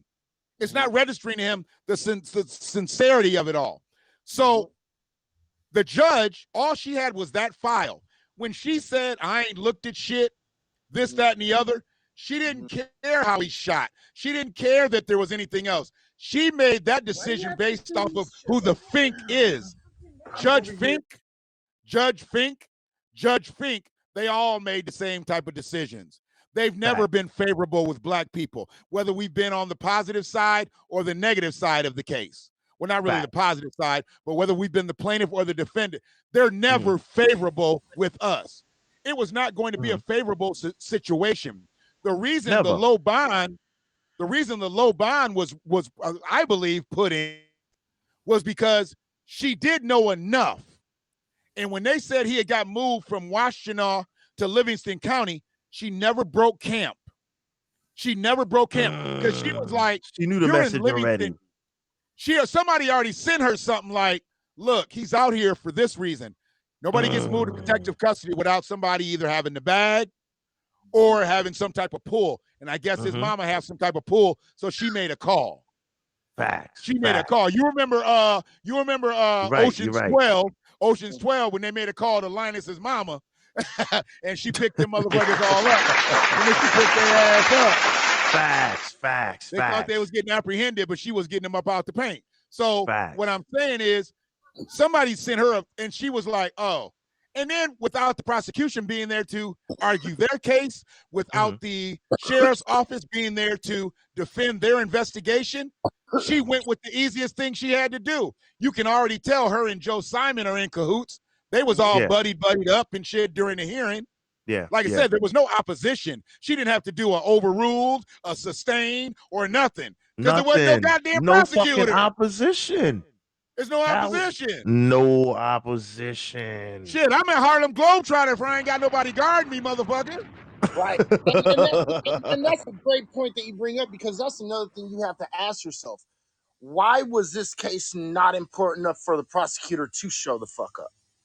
Okay, so here's the thing. You know why. That was a little bit earlier in the discussion, right before you got on. They sent over a recommendation because we're in this Zoom world now. They ain't all having to go to court, sit in court, wait for their case to get called. They just sent over the recommendation. They said customary. This is what I'm hearing, and I'm hearing it third party because I'm going to ask for Ellie and Victoria to come on together and meet with me again. I've interviewed the prosecutor and assistant prosecutor on 2 separate occasions. Good folk. So this was not malicious, but it was ignorant because with a shooting of a child in y'all first 6 months, y'all should have logged on. Y'all should have at least just been present just in case some fuck shit arises. You already done got fucked up shit about the cash bail. You already done got fucked up shit about the sex workers not getting prosecuted. You already done got fucked up about the drugs and all. They under so much scrutiny right now, they need to show up to every goddamn hearing. Little Johnny got caught jaywalking. You might want to peek in that bitch. Did Johnny show up? Johnny Shaw, put a warrant out for that motherfucker. His jaywalking ass. He could have jaywalked here, goddammit. I wouldn't even be fucking around. For some reason, they didn't log on. So with that, there's no opposition. Only opposition was the file that they gave the judge, and her decision was, there's nobody here to argue this point, so I'm just going to go with the $10,000. That's what she did. She literally said it. She's like, I don't see a reason for the high bail, and there's nobody here to argue it. So I'm just going to run with 10,000, not 50,000, not 75,000, not I need your passport, nothing. Yeah, I played it. They gave him every privilege and everything and I'm like, really? Yeah. They got his ass up out the paint. Yeah, I was saying that same thing on my last show. I said this is the straight wink and the nod of you're good. Don't worry about it. We got you. That's what that was. It was the wink and the nod of we got you. Don't have to worry about this. They were hoping nobody would be paying attention. They were hoping they would just leave it alone. And it didn't happen that way. Now, the next question is, now that we earlier we may have brushed across this shit. Now, my question is, where is Black Lives Matter now? Them niggas was painting. That day they was painting the mural and shit. That's where they were. Now, This is why I lost my shit. This is why I lost my shit, because we down the street painting Black Lives Matter murals and little babies over here getting shot. Now, I'm not saying shooting could have been prevented had the paintings not started, but where are we really? If we're painting that in our own neighborhood, because literally it's 5 minutes away. It's 5 minutes away. If we're painting that in our own neighborhood and we're being brutalized and we're going to add the dynamic in, they say, I always play the race card. Well, I do. Motherfuckers just got a hate crime bill specifically for them. Specifically made for Asians. right. And I We was talked about that 2 weeks ago with with Iz. You already know I already brought this shit We up. talked What have you about that done? 2 weeks What have ago. you done when you give them motherfuckers the leverage to say, oh, anybody fucks with me, I can claim hate. Now, you not only do that, but that also makes a motherfucker stick his chest out a little bit. Right. We got some shit behind us. Behavior. We're in, there you go. There you go. My show from 2 days ago, I just put up a show on this same shit, bro. Watch it. You Watch have my podcast on this. You have a motherfucker. Okay. And we gonna drop bombs today? We dropping bombs today? All We fucking dropping day. bombs today? Damn right. So here we go. going in. Here we go. Mm-hmm. The motherfucker does what he does, gets arrested, gets moved, gets the low bail, and he's back in jail with the new bail. He'll be out. He probably won't last the weekend. I'll probably get him out by Monday. They just moving, they just moving yens around or whatever the fuck they do, rubles. I don't know what the fuck they use. They're just moving that shit around. But see, here's the thing. There's been a big outcry at this Vietnamese restaurant. I'm about to drop bombs, nigga. I'm about to drop bombs. Let's do it. Bring them shits. And a big outcry about this restaurant called Pho House. P-H-O House. P-H-O House. Okay? Mm-hmm. Supposedly he worked there. So everybody was going to pull up. They was ready to pull up, go in there, and be like, people don't need to be eating here. A shooter's in here, a shooter of a kid, a shooter of a black kid. They was ready to pull up. So what do you got to do when you're Pho House? You got to start doing some damage control. That was what I was going to send. So they got Facebook post up. They put in Facebook post up. He does not work here. He's not affiliated to this restaurant. He worked here in 2015. Bam, bam, bam. But he doesn't work here anymore. Put a pin in that. Fuck up out of here. They said he didn't work there and he was not affiliated with the restaurant. Really? Right but away. I told you I'm not a motherfucking journalist. Okay? I'm not a journalist. I'm not a reporter. I need something deeper. So now I want to know who's living next to the Daniels. So what I do, I go back and forth with one of my law enforcement sources. He says, look that shit up on this. I go to looking the property ownership up. I see this long motherfucking name, Ishamakamakwanawana, whatever. They doing damage control at the Pho House, the Vietnamese restaurant, the very popular Vietnamese restaurant that much black people spend money at. They said he ain't got nothing to do with this restaurant. They all in all kind of posts. I was going to jump in and shit, but it was like 90 comments deep, and I didn't want a motherfucker commenting off my comment. I wanted to try to get to the motherfuckers who own the restaurant. Fact. But I was 90 comments deep, so I never did it. But what I did was, because I'm old and shit, and I don't know how to get back to these posts, I screenshotted the motherfucker. Okay. So I'm in my space right now. I've been in my space most of the week and shit, so I'm just scrolling and shit, laying over here on my sofa and shit. I'm just scrolling. I look at the property ownership, Ishamakamakamana. Then I look at the screenshot of the restaurant owners, Ishamakamakamana. The bitch who owns the house next door to where Lil Kobe got shot, family owns that restaurant. So Now, No, you about to drop all the bombs on this bitch. They said it was just a booty call. They got this shit on Facebook. He was just a booty call to the girl that family that owned the restaurant, and he's out to paint. He ain't been around here in years. Babe, they got a whole motherfucking story, dog. I bet you the bitch will be off tonight. I bet you they'll withdraw those posts tonight. If they got anybody looking at this motherfucker, they're like, delete. Because all that shit has been up all week for them doing damage control to make it seem like he is no longer connected to that restaurant.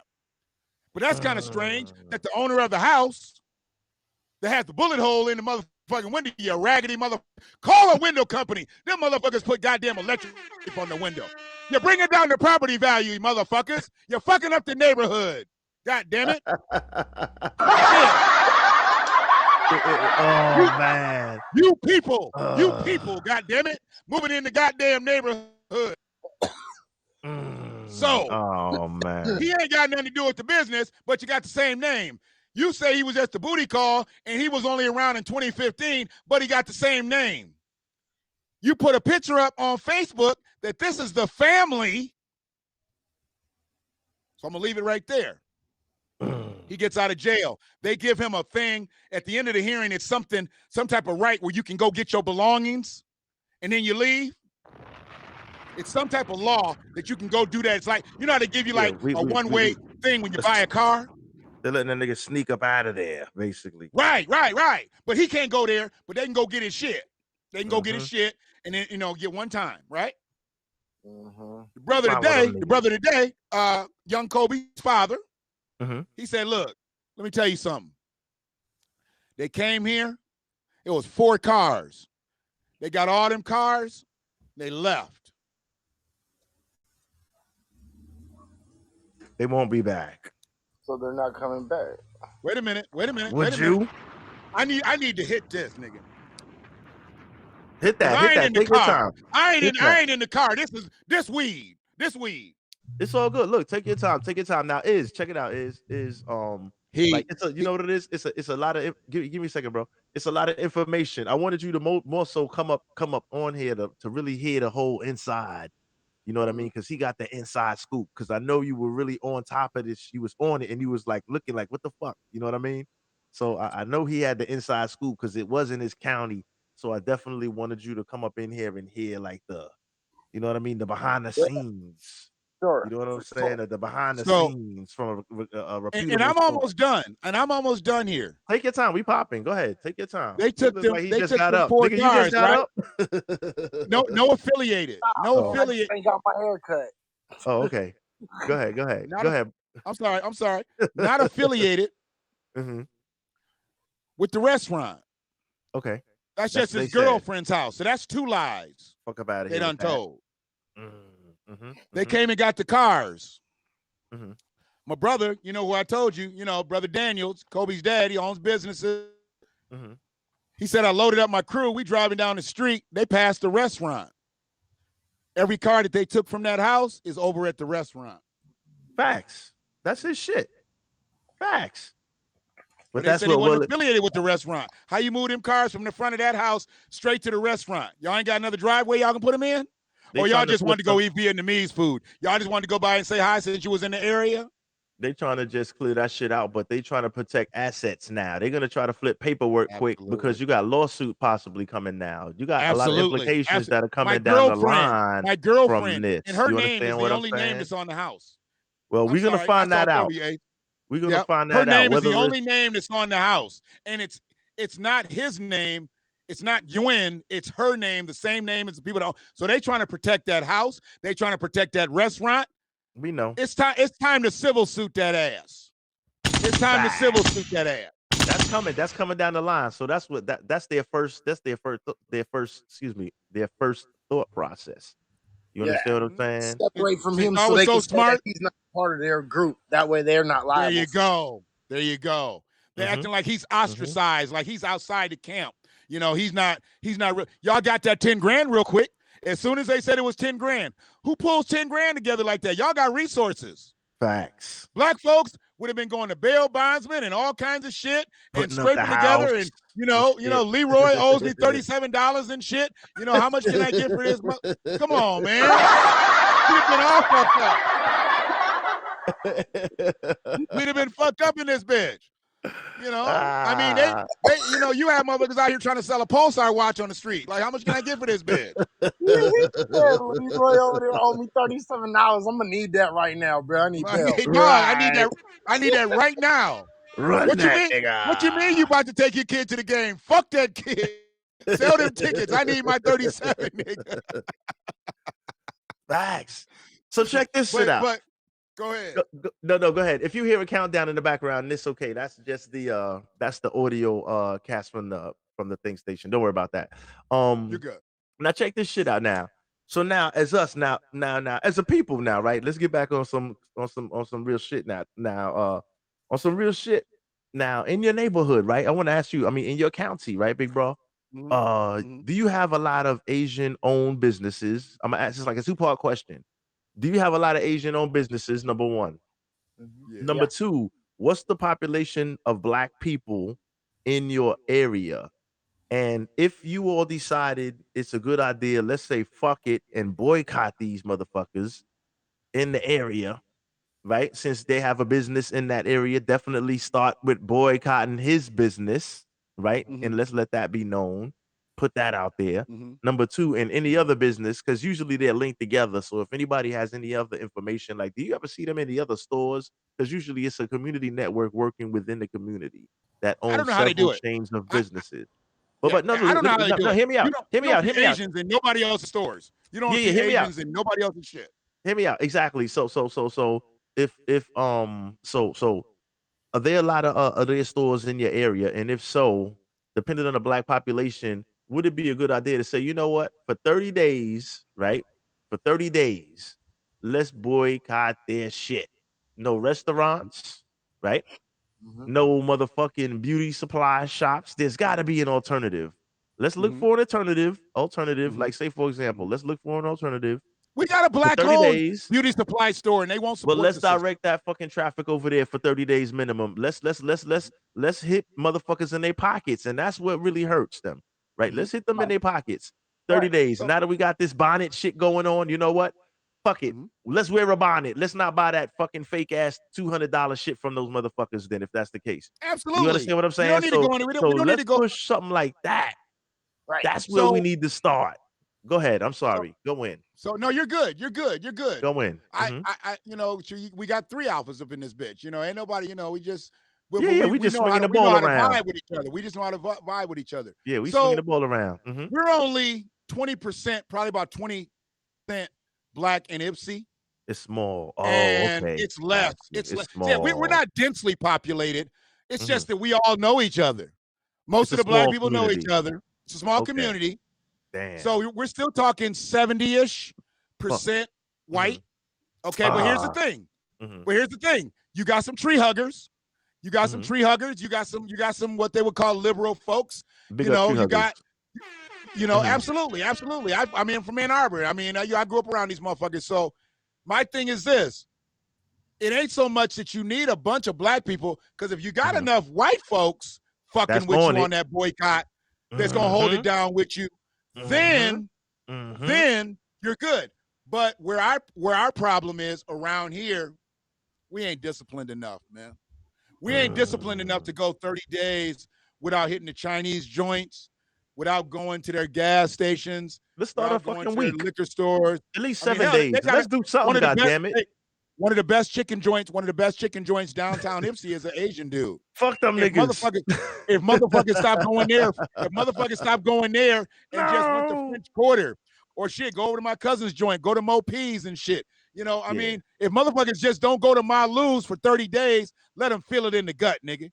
I mean, I know they doing good, but 30 days without no bread, 30 days without that Black dollar, without that liberal dollar, without that downtown Ypsi dollar, 30 days, they be like, look, you come back now. You come back now. Like, we miss you. Now. We miss you. Yeah. We'll give you 3 backs and 2 necks. I mean, what the fuck? Free duck sauce. Right. So What I'm Copy. looking at is the lack of discipline. Now you talk about the Asian hair salons and the beauty supplies and things like that. I'm telling you, the only way you can hurt those motherfuckers is you don't walk through the door. Copy. You don't walk. You can't do. We don't need no line dancing out in front of them bitches. We don't need no rhythmic chanting. We don't need none of that shit. No Stop setting up them like signs. damn wellness centers in the parking lot and No. doing your marches and shit. That No. don't hurt them. When Just y'all don't gonna pull go up. back in there and buy a couple bundles of hair at the end of the goddamn day. Stop buying they shit. Period. Stop buying they shit. They got a party store in your area. Don't stop buying that hard ass white chocolate. God damn it. Chocolate ain't supposed to be white unless it's white chocolate. The old stale ass chocolate. Milk Right. chocolate Wait, be what's your dusty shit? beige. What's your shit? Three Musketeers? Stop buying Yeah. that. Stop buying that outer nougat candy bar and shit. Oh Motherfucking candy man. bar. You know, a candy bar old too, and the motherfucker blow up, look like a balloon and shit. When that gas get up in there, stop buying them goddamn candy bars. You need a motherfucking sewing needle to get into. Pop. You gotta pop that bitch. Yo, listen. Oh man. But yeah, but this is crazy because like just to hit them in the pocket is like Hit them in the pocket, the dog. only- Just don't go to only- their shit. just for a Don't minute, man. go to their Just a shit. quick break. Here's the thing. Here's the thing. 30 days. 30 days. You focus on one restaurant a day. You focus on. You don't go to the other ones. You just post all day. Don't go to this restaurant. And you're obviously already not going to the other ones. But you put them on blast just to show how much power they got in this city. But goddamn it, how much power you got. Well, See, the power of the black dollar is really not that powerful until you stop spending that bitch. When you spending the black dollar, you ain't got no power. When you withhold that motherfucker, that's when you got some strength. That's when you got some real strength with your dollars. are pigs. Yeah, I didn't even read that. I don't know. I didn't even get into that. I'm gonna let that. Y'all Yeah, but are anyway, pigs. I'm not even going to go into that. Yeah, I but don't even understand the we're context also of that. literate. We're also literate. I'm not even okay? going to get into the concept Can of I that. But buy a basically, what vial, I'm bitch? saying. Can I buy 2 vials, you fucking illiterate motherfucker? Chill. If they even take it out of context. Chill. But check it out, though. Check it out. Love Ben we can't Pope. I don't we give a can't let fuck if nobody he's on derail us. YouTube. I want Ben Pope to be on YouTube. Because you know what, We Ben don't got Pope? no, I'm what's on the the name? shits. That's what You know I'm what it on. is? I'm on the shits. Yeah, no energy for that Bitch shit. ass But check it punk. out. Peep All it. you gonna Check do is fucking have me reported. You whole check it ass out. But punk. peep it. Now. So like I said, so even if 30 days now, right? Even if 30 days 30 is days. hard, at least 30 days. say half, 15. But we gotta have a starting point where we can at least say, you know what, we at least win a week. Fuck these motherfuckers. Yeah, You know what I'm okay. saying? Here's the thing. I'm sorry. Go ahead, Iz. Go ahead, Iz. Y'all are hitting it right on the nail, and I don't disagree by no stretch of imagination. Here's the problem you're gonna face when you do that, though. You're gonna be faced again with the demonization of black men and black folks altogether by people saying you're racist. Because the first thing they're gonna say is, that was him.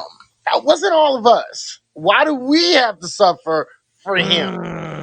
You understand? Okay. And that's okay. what's So gonna here's be the turned thing. around. And it's going to be turned around not only by Asian folks, but it will also be backed up by the white liberals that you're talking about. Because again, it's always easier to go with the smaller group because they're the victimized ones, right? But we also Absolutely. I get it. I'm with you. I think it's an absolute right thing. And I think you're absolutely right because the only thing that they understand is hitting them in their pockets. You're absolutely right. And you're right that we don't have no discipline. But even if we did have the discipline, it would be turned around on us so quick, fast, and hurry, it wouldn't even be funny. But Understood, you know what? fam. And I you like got that. something to And I say? like You got that. something to say, Ace? Okay. Kick it to me when you're done, Ace. I'm sorry. Got you. 1 second, real quick. But yeah, no, exactly. Now you're right with that. Is exactly. Damn, I had my chain of thought.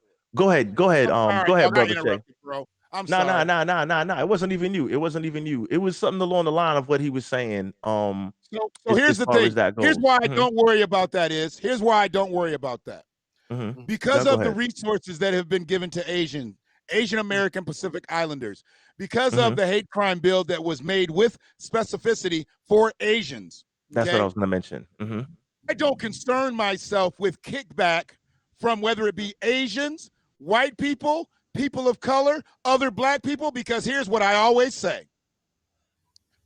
Since the beginning of time, black people have stood up for everybody in this country, as long as it's been a country.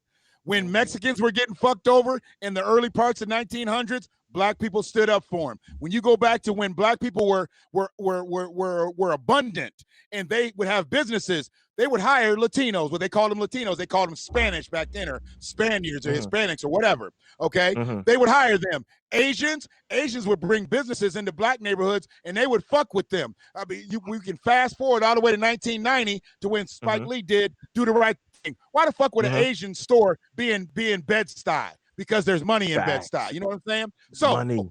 you know, that was happening all through the days. But for the most part, before 1965, immigration was less than 1%.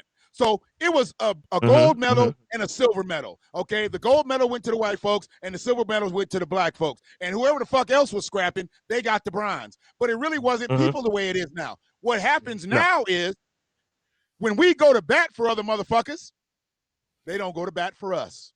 Never. When we go to bat for the Latinos with DACA, Latinos don't come back for us. Let me give you a case in point. The Civil Rights Bill of 1866 was in jeopardy. And we had a brother, Byron Allen, sued Comcast about this Civil Rights Bill because it was about economic inclusion. That was on November 12th, 2020. November 11th, DACA had a hearing. Same place, Capitol, okay? NAACP, NAN, NARC, CBC, AOC, Cory Booker, all them motherfuckers was fucking with that hearing with DACA. The next day, the Civil Rights Bill of 1866 in jeopardy, a bill that was only built for black people, because back then, gold medal, silver medal. Who else needed civil rights in 1866 but black people? Okay? DACA, NAN, NARC, NAACP, SCLC, everybody and their mama is there. Every motherfucking acronym known to man. CBC, gone for the Civil Rights Bill. NAN, gone. That's Al Sharpton shit. NAACP, colored people, gone. Not one of them showed up for the Civil Rights Bill of 1866, but they all showed DACA. And you know what? That's when I was fucking with the ADOS, with the hashtag movement. We had people from hashtag ADOS there at the DACA thing. But you know what? The Latinos didn't get another night at the Hampton Inn down the street and stay over for our hearing. They was gone. They stayed for the 11th. They got the fuck up out the paint by the 12th. It wasn't nothing left. Wasn't nothing left but some tortilla chips and shit on the Capitol steps and shit. Wasn't nothing left. You know, some mild sauce and shit, packets and shit, strode all over the place. Always riding for Motherfuckers other got out niggas. the paint. So when that happened, black people start saying, there we go again, doing for them, but they don't do for us. Then we start having all this little shit happen around the country. And every time something happened to us, where are the Asians? Where are the Latinos? Where are the people, you know, that now they want us marching for? I can't cape for you if you can't cape for me. And I don't need nobody to cape for me, but just support me. Support me in my plight. Support me in my plight. And that's the reason why I don't think we'll get as much kickback. Well, and here's Go the ahead, thing. Iz. The reason why I asked that question, and I'm glad that actually you answered the question that way. And the reason why is because fact of the matter is you're going to see who's really unapologetically black and who's not. Who's ready to cape and who's not. The fact of the matter is this. What we do is it's a slap on the wrist. It's letting them know, look, man, you can't be going off and abusing us. I've already broken down the history. The history is very, very clear that Asians commit about 2 times more hate crimes on us than we do on them. I've done the math on it. I've done the everything for it. Sorry about that in the back. Keep going, Iz. I've showed the history of the relations between black and Asians throughout all history, right? All the way up into the current times. So the fact of the matter is no, we would have to be strong enough to be able to withstand that and be able to deal with it and just say, nah, you're not gonna shame me into something that I know is right. You see what I'm saying? And that's the biggest Right. problem. There's too many people that's willing to bend because they're not willing to be shamed because they think that they're gonna, in the long run, be on the wrong side of history. But in fact, when you stand up and you say, nah, man, you need to take this licking real quick. You need to take responsibility for this. And because we are forced to take responsibility for everything. So for that reason, you're going to have to be unapologetically black in order to be able to say that out loud, mean it, stand on it, and try to get as many people to back that up as possible because you will be attacked. I promise you. Yeah, and you're absolutely right, and that's why I also have to point out, and this is your cast Sunday night. So Tony D said, "What up, though?" Oh, You know, okay. so Here we go. yep. QD, So I what just up? wanted to let you know, but because I know we in the midst of it, I don't be looking at the chat room and my shit too, so I be fucking up, and people be Me talking to me, neither. I and I took be a break. fucking. But Mhm. but one of the things I'm focused. that we're in such a subservient position in the country. And I noticed this about 10 years ago. It's 21. So yeah, I noticed this in 11. Mhm. So Asians make more money in this country than white folks do now. Indians, you know, not Native Americans, like more like Brahmin Indians, people from India, Southeast Asians, they make more money than white people in this country now.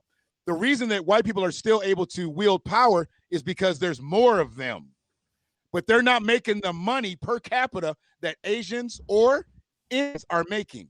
Here's what really hurts black people. Asians and Indians don't come in here to play. They come in here to buy corporations.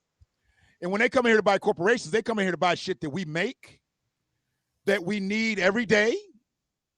And those are called plants. Who the fuck works at plants? Black people. Production. So Mhm. so Jimmy Lee been down at the plant for 20 years, and some shit pops off at the plant. Jimmy Lee got a good pension going. He makes a good wage. He done bought a house, did well for himself. Jimmy Lee drives a nice F-150. His wife's got a new Explorer. You know, 3 kids, 2 of them went to college. One got hooked on dope. He been back and forth. But Jimmy Lee got money because he owned a house. He got a good job. He been able to pull and help his kids. You know, that's Jimmy Lee. Something jump off at the plant. Racial. Is Jimmy Lee gonna throw that all away? Nope. Jimmy Lee can't throw that away because now Jimmy Lee is 50. Ain't nobody gonna hire Jimmy Lee and give him the wage at 50 and let him ride off into the sunset at 65. Facts. He's got to stay on that job. He got to suck it. He's got to suck it. And I'm not talking on no fellatio shit. He's got to basically swallow his spit. He's got to swallow his spit. If he sees somebody be minimized at his job that he knows goddamn well he needs to be swinging, he can't risk that because ain't nobody doing what he's doing in his family. His wife's probably maybe got a job. Maybe she got a job. But if Jimmy Lee got in at the early time, she might be a housewife, dog. She might be a housewife. Especially if they don't have a whole lot of expenditures. If the kids were just their expenditures, she knew how to stretch that shit. Jimmy Lee brings that check home, and she made sure that money got distributed the right way. Now, at 50, that's Jimmy Lee. Jimmy Lee's wife, Barbara Jean, she ain't worked in 30 years. Barbara Jean gonna be able to go get a job somewhere? Nope. Where's she gonna go get a job at Walmart? Hey, you know what? Barbara Jean went to college. She went to the business school over here, got her little secretarial degree. Who the fuck wants to hire a 50-year-old secretary? She not even eye candy no more. I'm gonna be chauvinistic like a motherfucker. Barbara Jean was probably a brick shithouse back in the day, but now she's 50 and she done dropped 3 babies. And Jimmy Lee been beating it up all these years. Oh You shit. know, All Barbara right, Jean ain't where she hold was. on, chill, She ain't where she was 30 years ago. Real talk. Yo, facts. But now, peep it. All right, oh shit. Oh man, y'all got me, man. Y'all got me. This nigga said But she still got that sexy phone voice. Nigga, ain't nobody on the phone no more. All that shit's over in India. You talking to Peggy. You ain't talking to Barbara Jean in America. You talking to Peggy. Everybody's oh shit, Wigga G in the shout out. You just got shot. You over there talking to Suresh, and he tells you his name is Michael. Hey, my name shit. is Michael. This is Michael. Let me give a few shout outs in the chat room. I'm sorry, but we've been rolling. Yeah, we've been rolling hard, man. I got once again, we got Izzy High in the house. We got brother Shannon in the house. We talking Shogun, an Asian on black hate crime story. So we were getting into the details of that. Just in case if you are joining us late, you please catch the replay. This show is packed with information on this particular incident that a lot of people were not aware of, surprisingly enough, because this particular incident, which happened last weekend, pretty much was swept under the rug by national media, possibly because it was an Asian on black crime where a 6-year-old boy was shot by an Asian man from inside of his home, an attempted murder. For those that are out there in the chat room, we got Frida, we got Tony D, we got I think Radio Archive Reels. Wicked G once again in the house. Let's see who else we got in here. Let's just get some sound effects. You know, I didn't want it to go. I just want to shout to to Ethic Radio. They always up me on YouTube. I appreciate you, Ethic. Sweet. Yeah, shout it out because you know I'm notorious for chopping up names. Whew, I'm bad. No, it's all good. I just when I see people because they show us love, and this is why I try to I don't know if y'all fuck with a cat named Tony Delaramie, but I bit his line, man, because it's not about being big on YouTube. It's about being independent of YouTube. We need our own platforms. We have our own community guidelines. We can say what the fuck we want. We don't have to worry about government ourselves. And I know we can get wild out here as long as we don't use no so-called hate speech, but we should still be able to say what the fuck we want to on our own platform. But we can't get enough people to galvanize together to build that shit up. And we got people out here, and I want to get the attention of people like Byron Allen, who doesn't just manage stores or stations. This motherfucker owns networks. He owns the Weather Channel and shit. He owns several networks and shit. What I want him to do is I want him to have a particular channel on TV that's all podcasts from the internet. So it's really the internet shooting at the TV world that's shooting it right back to the internet. Because that's really where we need to be. That's what Revolt TV should be, but Revolt is really not Diddy's. Revolt, he just manages that bitch. It ain't Diddy's company. He's just the manager and shit. He's a paid host. So we need to stop being income-based employees and be entrepreneurs about our shit. Because there's plenty of people that are better than me to do what I do, but I just know how to do it because I've been doing it for 30 motherfucking years. You know what I'm saying? And I want people to get out here and get that shit up. So, but I mean, I had never heard of Izzy before today. I'll be listening to the nigga now. He brings data. You two guys be bringing that shit. I mean, I need to hear motherfuckers like that. I can't sit around and listen to these dumb niggas. That's what he told me last week. I was like, y'all gotta hear each other, goddammit. I'm like, shit, I mean, and my thing is, sometimes I know that that's just what some people are on. They're on that sensationalism shit and they do well at it. I'm not that. I don't need to try to do shit just to get clicks and likes and shit. I'm sitting on 433 motherfucking subscribers on YouTube and I'm banging, bitch. I know I'm banging. But what y'all want to do is smash up the likes, and then get half the story. Get the fuck out of here. Do you want the content or you just want to say, oh, I watch old boys podcast or I watch old boys podcast? Niggas be coming to me. You see old boys show? Like, nah. Like, why didn't you see it? Like, nigga, because I was recording my own, bitch. Facts. I can't watch theirs and record mine. Facts. Whole ass nigga, get the fuck out my face. Your Facts. bitch watches me, but your bitch watches me, nigga. Facts. Because Iz was like, where the fucking voices at? I'm like, yo, I know a couple. You know, I know a couple like, like you, brother Shannon, you a voice. You know what I mean? And Good motherfuckers find each other, nigga.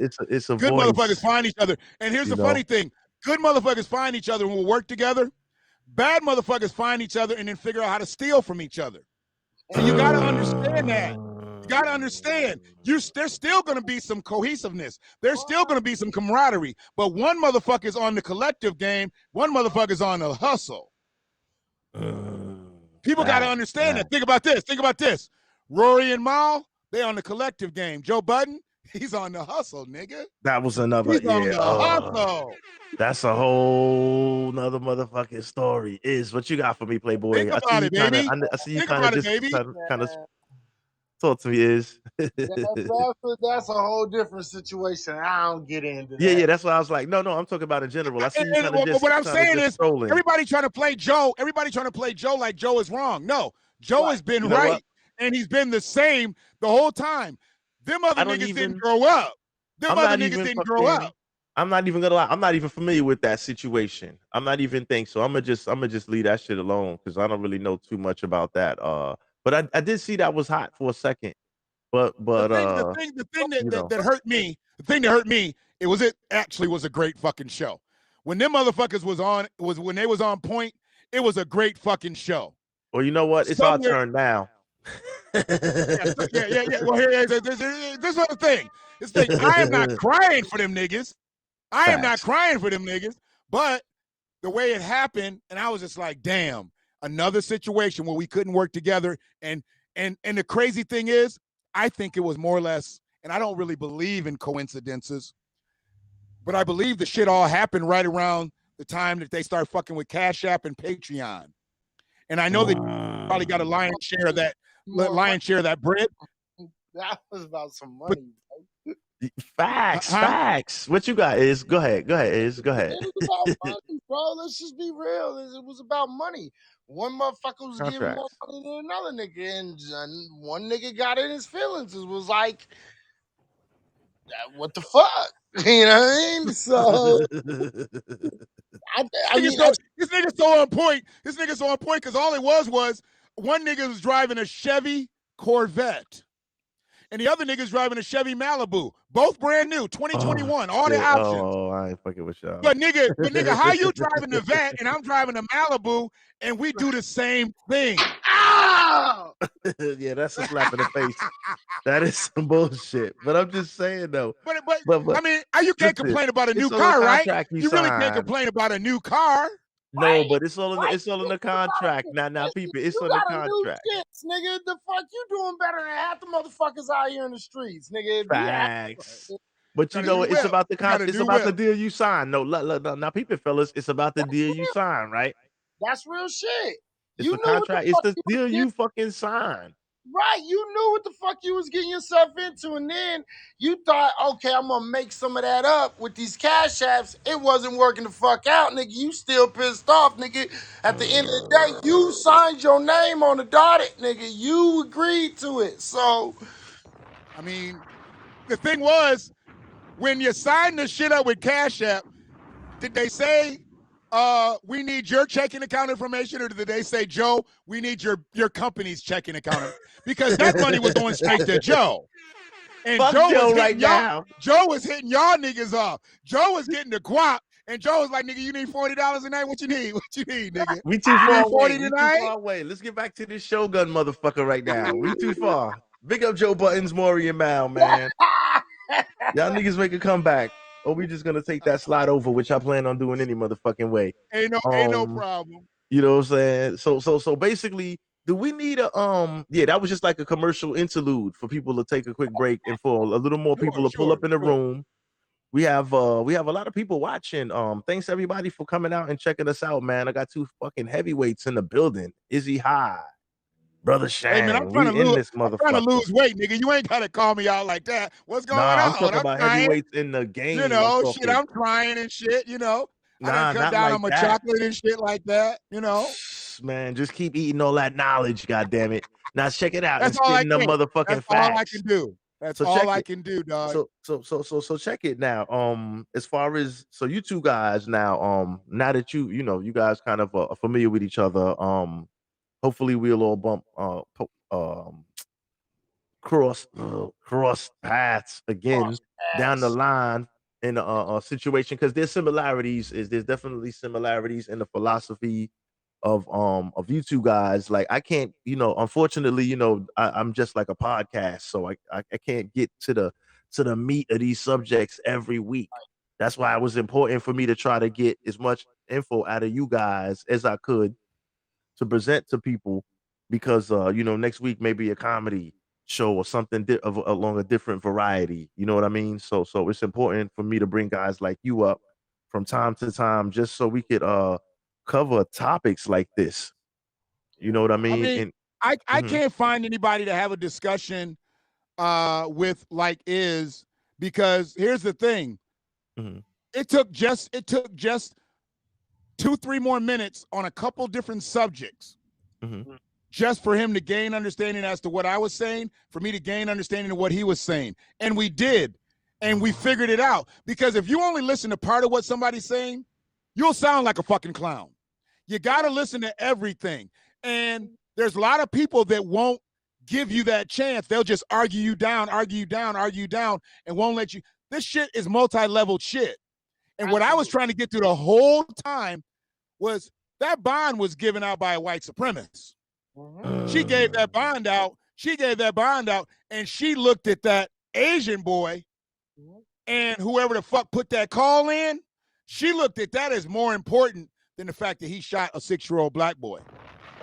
She gauged importance, and his life versus non-threatening injuries to a 6-year-old's life just didn't balance out. I'm sorry. You negligently, purposely pointed and shot a gun at a child and shot him. That's of supreme importance. The fact that he only got non-life-threatening injury shouldn't matter a damn. The fact that you got somebody on the inside that got you for the weekend, because you might have had your booty hole played with if you'd have stayed over there in Washington. The fact that you had that right there is your privilege. Somebody said 100,000. I need 500,000. You shot a baby, motherfucker. Get back to your cell. 500,000. That's where she should have been. Fuck that 100,000 that the prosecutors really wanted. $500,000. I actually asked out of my videos. I asked for the mill. Put that big M up on there. Even though they might Keep going, bro. They might be able to come up with the mill, but make it hurt. Make it hurt, goddammit. Squeeze up some assets. Make them send some money over here. Make them send some money over here. Put some pressure on them motherfuckers. He walked out on 10 grand. He walked out on 10 grand too easy. As soon as they said it, he walked out. I believe he'll last the weekend, and he'll be out of jail sometime next week once they align that 100 grand up. Then what? Now everybody's disgruntled again. But what we got to understand is the bigger play here.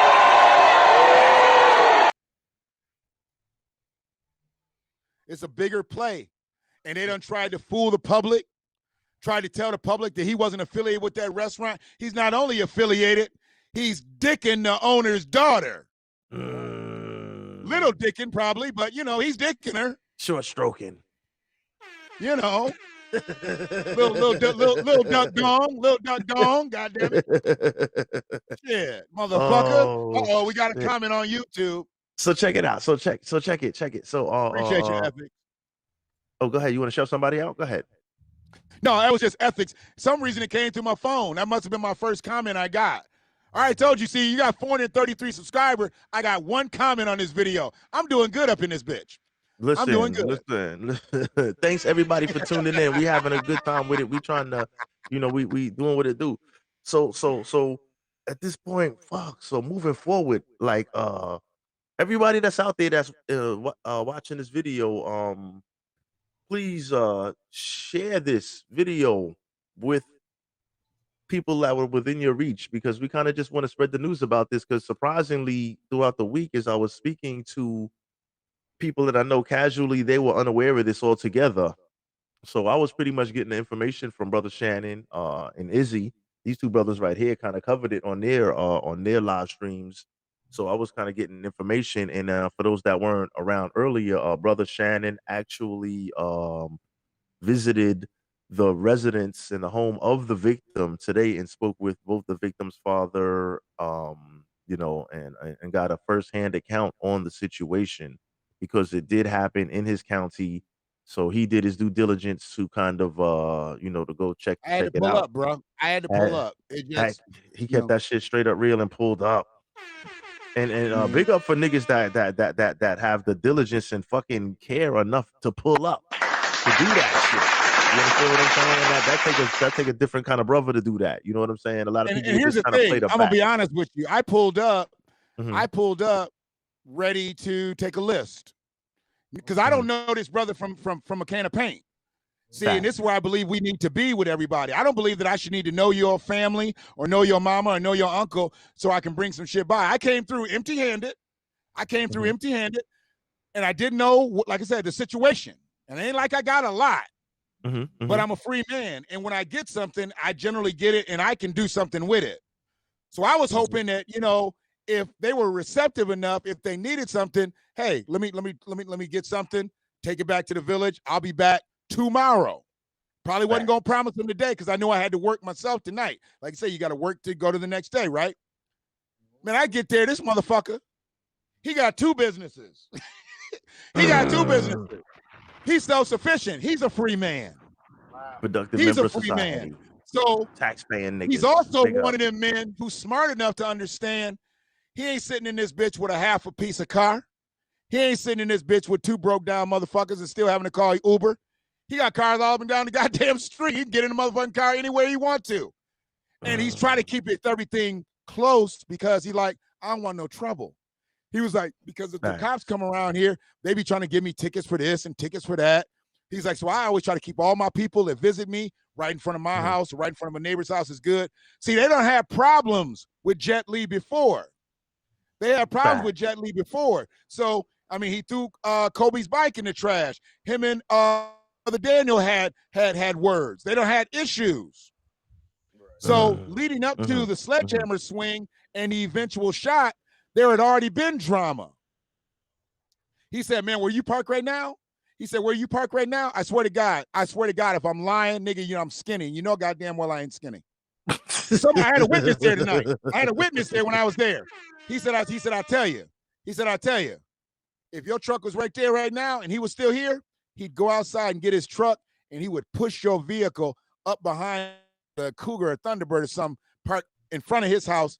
He said he would push it so because you hanging over his driveway. I was like, yeah, but they could still get out. He's like, oh no.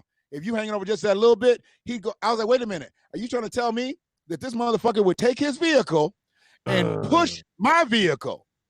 And I'm in my lady shit. I'm in That a nigga 2020 crazy. Edge or some shit. I'm in. Fuck out Wait of a here. minute. A 2020 Edge ain't nothing but a motherfucking fiberglass box. Small, Ain't no small. metal on Yes. these new cars. He said he would get behind my shit and push it. I'm like, he's done this before. He's like, yeah.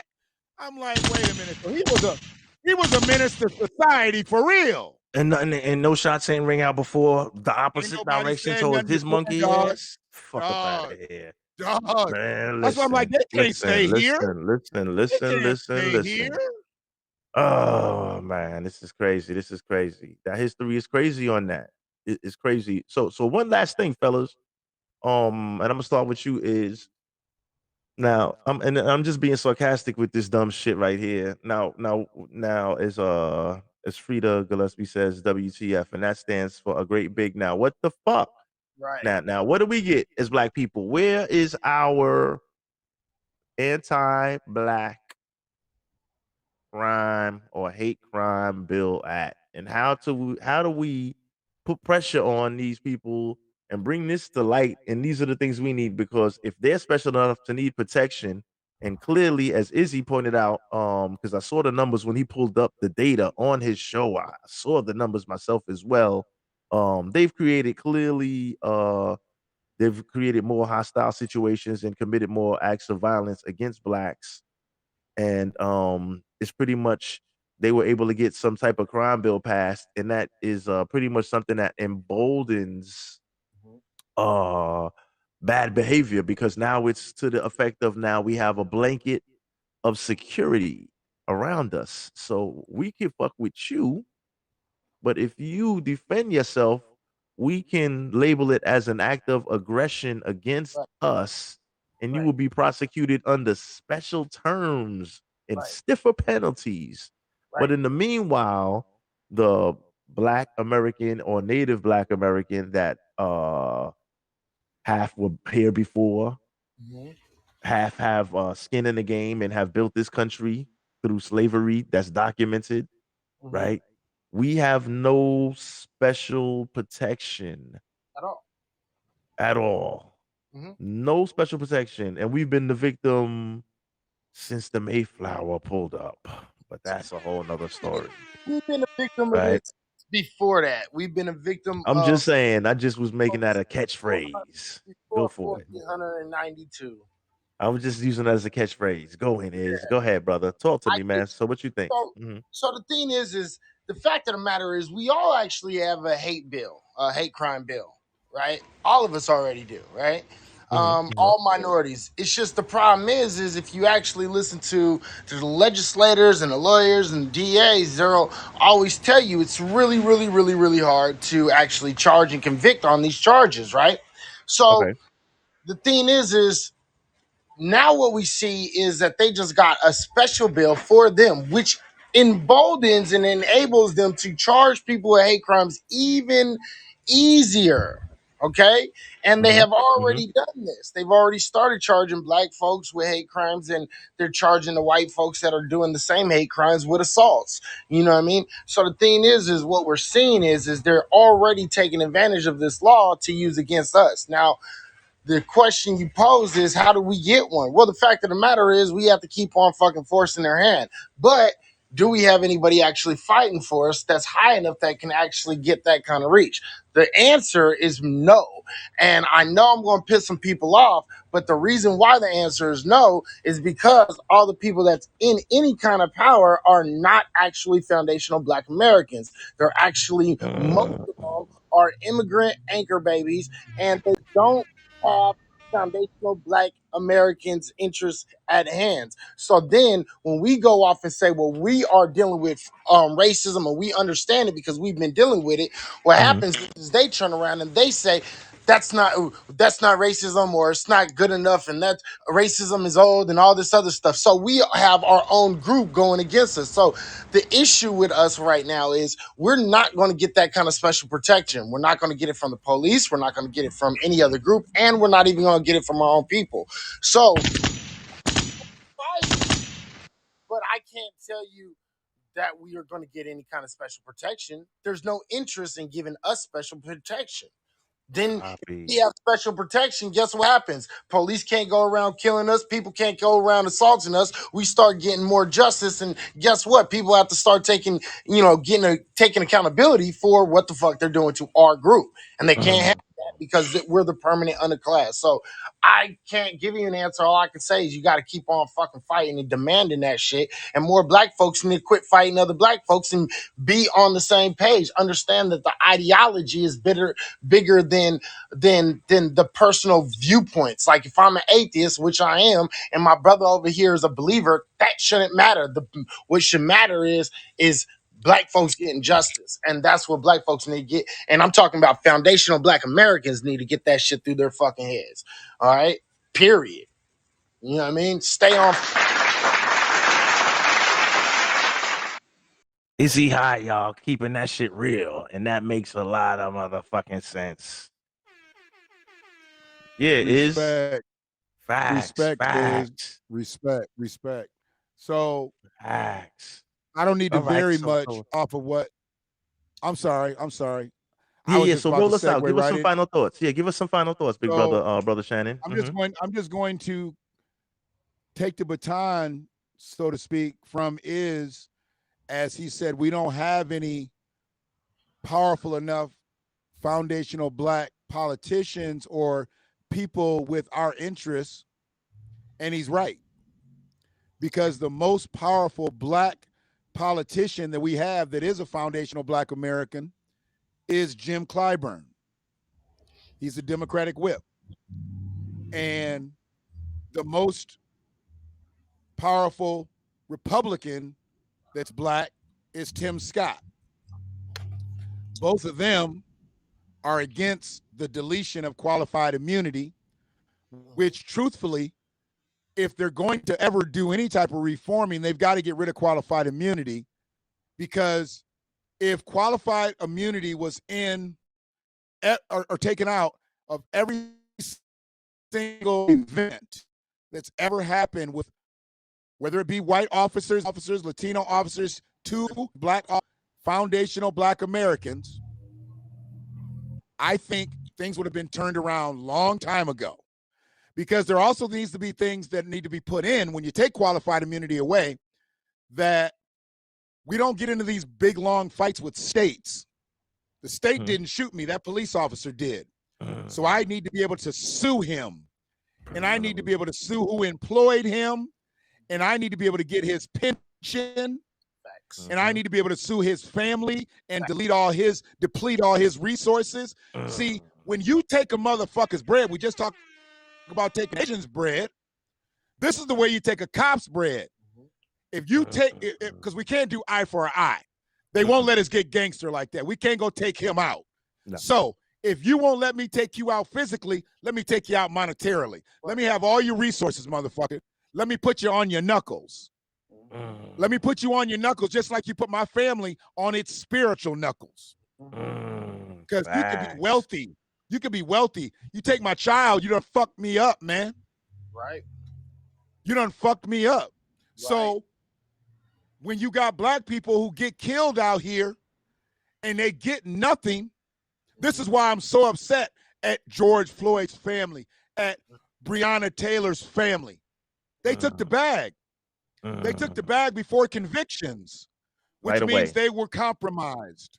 Right away, compromised. They were compromised. Right away. I hate to say it. They had unfortunately, they had the right niggas. Because George Floyd's family had been broke. All you got to do is let them get the conviction, and that 27 that y'all got, minus the 33% that Ben Crump took, you might have got 54, niggas. Quadruple. You might have got 54. Breonna Taylor's mama got 12 million? 12 million? George Floyd's family got 27 million. So Breonna wasn't worth 27 million? Come on now. And then when you got your 12 million, you wouldn't even give Kenneth Walker no money for his legal fees. Tyler Perry had to pay for his legal fees, and the charges were eventually dropped. But she didn't even tear her daughter's boyfriend off. He tried to save her life. And that shit's even more fucked up. Like, damn, he tried to protect your daughter. He tried to protect your daughter, and when he needed some money for legal fees, Tyler Perry had to step in. You gonna let Medea step in? You gonna let Medea step in before you step in? The fuck? Oh, shit. See, that's why we can't get disciplined. We can't get disciplined as a collective, because see, they done took the bag. Now they're gonna be Democratic shills now. Every little thing that happens, you're gonna see a Floyd family show up. You're gonna see Breonna Taylor's family show up. See, they trying to get them all together. But see, they got these certain people like Eric Garner's mama and Tamir Rice's mama and both of John's sister. You know, they dealing with the mamas that ain't got paid, that have been shunned, that have been marginalized, that have had money made off the shed of their children. They getting flack now. Now BLM, what they done did, took the bag. And fucking quit one by one. Quit, man. We don't want to be activists anymore. Fuck it. We're done. Well, here's the thing. Yeah, they cashed out. I don't like BLM. I've never liked the BLM. No. Fuck that. But here's the thing. I need y'all to understand something. If y'all didn't realize what that was for at the right off gate. From the beginning. Yeah, from the beginning. Facts. Yeah. All you need to do. We already, I mean. I went onto the website when they first had the website. And I said, okay, I'm not with these motherfuckers. Right. Obviously, we knew. Mhm. Yeah, we and know. and, As and far that's as us as that's the whole individuals. thing. This is the whole problem. We can't expect it. Plus, on top of that, a lot of people don't realize this shit. They they was bought out long before y'all realize it. They was bought out long ago by a fucking whole bunch of white folks. Like before the Mhm, election, mhm, bought out. mhm. Like people don't realize it. After the Like track when, work was done. Okay. yeah, it was like when by the time it was already done, that's when Right. people found out. Like, are you serious? Yeah, like, nah, bro, this was I all know a money game, is bro. is. I know you done thought of this too. What they said they got 90 million last year, right? They said they got 90 Mhm, million. mhm. Nigga, what you get in 13? What you get in 14? What you get in 15? What you get in 16? What you get in Listen, 17? What you get in and 18? What you get in look, 19? look, look, Don't look, look, tell me look. what you got in 20. And I look don't now, want to people. know what you got in 20. Y'all been getting bread since 13. Y'all, they've been getting lots of bread. Trayvon Martin, Michael Look, Brown, that's who look. they started the shit off of. That's and the snowball kept rolling from there. Now on that note, because that's a wrap right there. You know that you know how that shit goes. Right. We had about 2.5 hours, fellas. Oh man, we can go on with this shit. We can go on with this, but unfortunately, we gotta kind of wrap this shit down. We need to do our own Um, thing. We need to get we need that's why we need repair. That's why we Yeah. need reparations. We need a slew of legislation. We need a lot of bills. It just eh, ain't about cutting a check. Okay. mm, There needs to be a lot of repair done for us to be right. And that starts, unfortunately, it starts with the way we're dealt with around this bitch. Because they could give every black American $1 million. If we're still treated like shit and we don't have the resources opened up to us, we just gonna spend that money and put that money right back into the atmosphere. and You it's know what I'm still good. saying? Hmm. And it's still good. It'll still be good. Then we'd be broke again in 10 years. See, that's the thing. We But you don't can't go need back for everybody seconds. don't need to cash out $1 million. You know, Hmm. some motherfucker Hmm. over here, he got a business. He needs resources for his business. Give him that $100,000 loan so we can keep moving. This motherfucker right here, he needs resources. He needs tradespeople to come in, but he's living check to check on some shit. Let his ass come in and get people. See, I'm I'm about along business. the lines, I'm along the lines of tangibles, bro. Give me the cash. I, And the I, thing is, I Facts. don't. It's not. I It's get not about me pocket watching nobody. I don't really give two shits because guess what? If they say give me $1 million, that $1 million cash is going to help me a whole lot more than that $100,000 loan. okay, but here's the thing: Facts. is that's you and your thought process because you'll make that shit bubble. But the average motherfucker that gets that $1 million, when that shit hits the account and their phone goes off, that shit's in the account, them niggas heading to the mall. Well, you know what? They But heading that's to their the dealership. prerogative. They But heading to the but you dealership. Absolutely, but you know what though? But absolutely. but that's a one-shot deal because you can't come back for another million. So what you do is on you, Daddy-O. Right. You And heard? we should Take never that be shit and pocket eat a watching dick. our brothers and sisters at all. Facts. With Let them do what they do. if a man, yeah, if a man want to go out and go buy a Bugatti and motherfucking two Ferraris and spend all of his $1 million, right? Then have Let him, fun. let him, let him. You know why? Because at the end of the day, yeah, I get it, but the thing is at the end of the day, if he feels that that's what he deserved with the money that his family earned, then all more power to him. I More get Facts. your power. point. I get your It's not point, and all I've been there, like, fuck it. You get the money and fuck it up. What I would like in place is for us to get some financial literacy as a collective, because we've never had it as a collective. No. Most of these people, when they hear this shit about Black Wall Street and all these other communities around the country that were thriving, they can't think on that level. Only No. thing they can think on is like, oh, they did that to them black people. And I tried to explain. I'm like, this wasn't just 2-3 businesses strung together. This was a whole community. Mhm. This was a doctor's office. This was a school. This was a theater. These were Yeah. restaurants, The barbershops. See, whole shit. I was like, this is the whole Supermarket, shebang. everything. You didn't need to go outside the community to fuck around. But see, we can't think that way because we've never seen that in our lifetime here. Like we had a good little section downtown Ann Arbor where there were a few black businesses and you could connect the dots on some black businesses. But we were barbers. We had car washes. We had little barbecue places. We didn't really have There was only a Like couple mom of and pop black shit. lawyers in town. Mm-hmm. So, you know, there was only a couple black lawyers in town, but there were no black doctors' offices down there. Facts. You know, there weren't as far as manufacturing, you go out Main Street, all those manufacturing places, those were all white owned. The movie theater that was up the street, that's all white owned. I mean, we're talking about all this area would have been black owned, say it could have been black owned. But see, back then, black people was just renting too. Very few black men would get into a building and have the vertical foresight to be like, fuck paying this rent. How much can I buy this thing for? Facts. And then put, and that's but you know what though? That's yeah, because like everybody is not a business mind, and we can go with this. We can. No, I'm sorry. Go ahead, Is. Go ahead, Is. No, We're I was gonna about wrap to this. say Go ahead. I agree with what he's saying in a lot of cases, but I have to disagree. I mean, I think these are just more nuanced. So it's like I think if like I get what he's saying, I totally understand what he's saying. I think it's just because like my history is like that's what I do, and that's like my major. Like I'm a little bit more anal about how people speak about like foundational Black history. You know what I mean?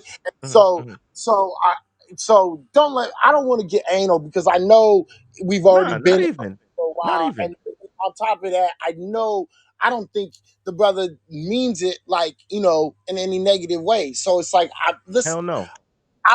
we'll talk about it, and let this me brother just be honest then. Let me just go and be honest. Can I be honest?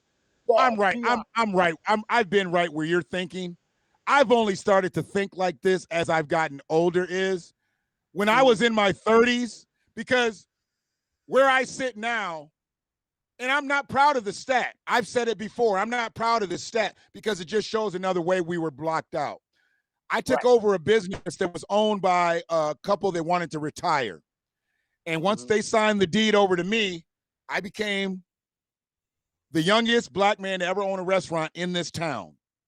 Right. Unfortunately, 30 years later, ain't nobody fucking did it. And that's a problem because I wasn't the biggest, the best cook out. I just thought business. I was nowhere near a barbecue connoisseur. I thought business. Okay. And when I thought business, and I had the idea brought to me by my father. He said, "What you think about running a restaurant?" I was like, "Oh, that'd be cool. You know, you should do that shit." He's like, "Nah, nigga, not me, you." Because he was 56 by then, 55, 40. What was he? I don't know. Yeah, 50, 55, something like that. Whatever he wasn't trying to start his life over. He was trying to give me a head start. So I got into the game. Nice. Nigga, once you break your own buck, you should never ever work for anybody again. And I fucked up. Because after the restaurant thing fell through because my father decided he wanted to be Nino fucking Brown versus motherfucking Famous Amos. It's a long story. Don't give him too much. Don't give people too much. Don't give people too much. Don't give people too much. I don't give a fuck. He's gone. He's gone. It's 30 years later. Fuck it. It's all good. It's all good. Dude. He just made a bad mistake and it fucked my life up. Bad investment. Fucked my life up. Bad but here's the decision-making. thing. Copy. It didn't fuck it up. It didn't fuck it up enough to make me not want to be an entrepreneur again. What it fucked up is I went to work for somebody else. See, I know people that started doing business 23, 24 years old, and they never went to work for people. And they're either millionaires now or they're damn close to it. What I did was I got into corporate America. I started actually getting into broadcasting. That's corporate. Then I just got into corporate, selling cars, doing this, doing it. But I knew how to make my own dollars. So every time I worked for a business, I always tried to figure out that side angle, how I could do my side hustle. When I was selling cars, I figured out how to broker cars, or I figured out how to do this, I figured out my own way because I didn't like just getting 30% commission on the car. I wanted to get a little back end money. I wanted to get a little this. Well, facts. That was from entrepreneurship. This is what I want these youngins to have out here, but they don't want to learn this shit. And see, what they got to really learn, it don't matter that you know how to work this smartphone, this iPhone, this Android. Can you fix that bitch? Because that's what the Asians are doing right now. That's what the Indians are doing right now. And that's what the white people are catching on to. See, because if you can fix that motherfucking phone, you much more valuable than just being able to sling that bitch at T-Mobile, AT&T, da-da-dee, da-da-da. But if you can be in, that's a good ass so point. Mm-hmm. I just, what I want to teach Mm-hmm. my grandson, I don't give a fuck if you fucking with this tablet, but can you take that bitch apart and put it back together? Mm-hmm. That's where I need you at. And if that's not your Steve, that might not be your Steve, but you'll figure it out along the way. Well, Grandpa, I don't really like Man. repairing these motherfuckers. Mm-hmm. I don't like repairing these motherfuckers. I want to put them together. But you know what I like? I like programming. I want to make video games. Okay, I'd rather have you making video games than playing video games. Facts. Get that bag. Now, fellas, it's just the way you got. But that's because of the entrepreneur spirit. He still may go out and work for somebody, but I'm gonna shoot for doctors, lawyers, and all types of shit. I still want you to be at the top of the food chain. I'm not raising you so you can go work in the plant, nigga. No disrespect for anybody that works in the plant. The two people that raised me worked in plants and we ate steak on Sundays. I'm good. Well, listen, and listen, it's a start, but you still want to dream to higher, basically. Absolutely. Absolutely. You shoot for the stars, you land on the moon. You shoot for the moon, you land on your ass. That's just the way it is. You shoot from the hip, you might get shot first. Exactly. You Plaxico Burress, motherfucker. Yo, facts. Fellas. All right, we're gonna let's see who else we got in the chat. Damn, I tear names up. Shatira CJ. That's my girl Shatira. Shatira CJ. Big up Shatira CJ. Thank That's you for coming through. Right there. We coming got through people supporting on your man. Everybody in here is getting support. That's love. That's how it's supposed to be. That's how shit is supposed to be. That's love. Facts. But that also lets you know that we ain't on no goofy shit. That lets you know we ain't on no goofy shit too. Because motherfuckers ain't gonna keep the chat popping and doing all that unless it be on some of that sensationalism shit. Yeah. We don't bring no buster motherfuckers up on my podcast. No wankster shit over here. Where you and at I with appreciate you vetting me. I appreciate you vetting me and shit. Cause I know you watched me before you decided to reach out. Cause you're like, let me see if this old nigga really on some shit. I know you was waiting. I know you was waiting for me to go all lives matter and shit. Start quoting Bible verses and shit. You're like, when the nigga gonna coon out? When he gonna coon out? That's facts. You got to, dog. You got to. Hey, I did an interview with a nigga. This nigga told me he was a hardcore gangster. He took the rock. He took the motherfucking bid. He never snitched. That nigga got on my show and started crying, nigga. I was like, oh my God. I was like, man. I was like, dog. I started. Wait a minute. I got behind my phone in my car. I started the phone and shit. I was like, hey man, we getting disconnected, dog. I just cut the cash short. Nigga, you don't get up on my shit and start crying. Yeah, what the fuck? Well, that's the quick way to earn a motherfucking one-way out exit. I mean, I seen Iz throw niggas off his show live, so I see where we all in the same shit, right? I see you niggas that's like, nigga, nah, your shit just get cut. That nigga started crying like Paul Williams in the Temptations movie and shit. He just staggering all over the piano and shit. Nigga, go think about it. I don't need you on my shit like that. You bringing the morale down. Yeah, I don't need you on my shit you making like niggas, that.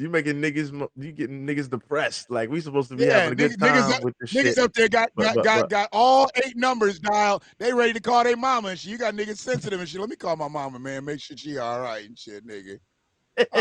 Don't do that. Dude, I'm up here watching some women wrestling. Oh no, don't go there. Don't go there. Chill. These are strippers. You fucking us up now. These are strippers, nigga. Well, these are fucking strippers just. But that's the entertainment though. That's all that shit is. I haven't watched wrestling in years, dog. I didn't know it was like this. Last time I watched wrestling, it was we're gonna keep this shit. Chill. We off the rails. No. Chill. Hold on. I'm gonna let you watch wrestling for a second. Talk to me, my man. We're gonna get up out of here in a few seconds. I kept on mute because shit. Yeah, because my neighbors got some dogs, right? I'm in the back. My dog walk over there. He look at them and shit, and they're barking and going crazy and shit. You turn around and just piss on it in their face and then walk off and shit. So I'm like, I'm just kind of like, yeah, okay.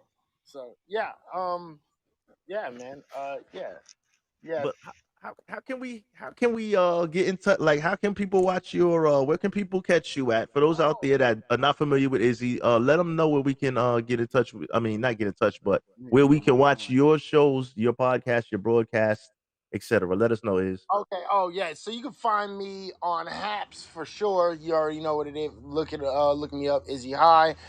You can find me on Twitch, Izzy420 High. You can also find me on Instagram, Izzy High 420, and Twitter. Same thing. You can find me on YouTube, Izzy High Reality Check Virtual Radio. Big Izzy High in the building, y'all. Thank you for coming through, brother. Now, let me Iz. So I know this was kind of impromptu. I know you wasn't really prepared for this shit. It kind of dragged you in out of nowhere. So thanks again for coming up on some last minute humble shit. Like, you know what I mean? In 2 weeks, I will be sending you a invite. Hopefully we can get you on a show. Me and you, we have to do a show on the human racists. We're gonna get into that. That's gonna be the weekend after Father's Day, and I'll try to have it like like on a Sunday, like late in the evening, so we can coordinate with your West Coast time, because I understand it's a little early for you over there, and it's a little we all in 3 different time zones and whatnot. But I got you. thanks again for coming through. Izzy High, y'all. What's up, bro? Peace, brother. Peace. All right, enjoy your day, man. Back to you, big brother Shannon. All right, let everybody know where they can. I just want to say thanks for having me on. Yeah. Oh, come on, man. You're gonna be a regular on my shit. I mean, seriously, my girl made note of it today. She made note of it today. She was like, isn't this like? So my biggest thing is, I want people to just understand the message that we got out here. Facts. That we're not trying to slight people. We sarcastic. We be on some of our silly shit sometimes, but it's all coming from a good place, and we're trying to be solid out here. So I appreciate you having me on. You can catch me Black Watch Media on YouTube. I need to get them subscribers up, because I can't do YouTube lives until I get 1,000 subscribers, and I'm not out here trying to say nothing greasy about nobody so I can get my shit run up, and then I'll be out here having fights and shit. And, motherfuckers want to do shit to try to incite Kwame Brown right now. I'm like, why do you want to be in that space, dog? Why do you want to be in that space? I salute that brother for what he's doing, and I believe in what he's doing, because I think he's really got a positive movement behind all the fuckery. I mean, look at what we're doing. We're bubbling out of fuckery. So I love what he's doing, but I don't want to go that way. I really want my content to be able to speak for itself. And, unfortunately, like I said, I can get 400 subscribers doing what I do, but I swear to God, if I do the same motherfucking thing and I go audio and I just give me a camera, got a girl over here twerking, got somebody over here doing something else, dude, I could go viral. But see, I don't want to do that. I don't want that sensationalism shit. Probably saying the same shit that I'm saying, just showing other people doing other shit, because that's what people do. You know what I'm saying? But see, but if the content can't stand on its own, fuck it, But yeah, Black Watch Media on YouTube. We in this Hap space. I got to give love to Hap. You can catch me at the Village Voice on Haps. Government name. Everybody knows my government name, Shannon McFall. But Kiefer Brutherland is my IG name. That's KIEFERBRUTHALAND. Kiefer Brutherland, not Sutherland. That's the actor. I'm the motherfucker. Okay, so you gotta understand, actor, motherfucker. Okay, please understand. There's a difference. There's a difference. Damn it. And that name just came along like when I got in the world of cannabis, and somebody asked my name, and I didn't want to give him my name. So he was like, "What's your name?" I was like, "What's your name?" And he was like, "Ace." Crazy. His motherfucker looked like he was Carl from accounting and shit, but he said his name was Ace. Literally, he was the cart company, the vape cart company was called Ace. They were Ace carts, and they had an Ace, and the different strains. There would be an Ace, and it was a diamond. There was an Ace. There was a club, and it was different strains. It was a cool company. Didn't last. They were too expensive for the marketplace. They were around right before legalization, but I met him. Soon as that motherfucker shot it back to me, he was like, "What's your name?" And I said, "Kiefer Brutherland." I don't know why this shit came out. I just said Kiefer Brutherland. I had never said this shit before in my life. And it stuck. From that point on, nigga came over, tried to get some Kool-Aid. He was like, "How much of Kool-Aid?" I was like, $5. He was like, "Okay." He's like, "I'm the DJ." he was like, Kiefer Brotherland got the Kool-Aid over here. And the name just stuck from that point on. So I made the IG page, and that's my name in the cannabis game, you know. But most motherfuckers just know me as Shannon, and my boys know me as Buff, you know. And you know, my exes know me as asshole. It is what it is. You know?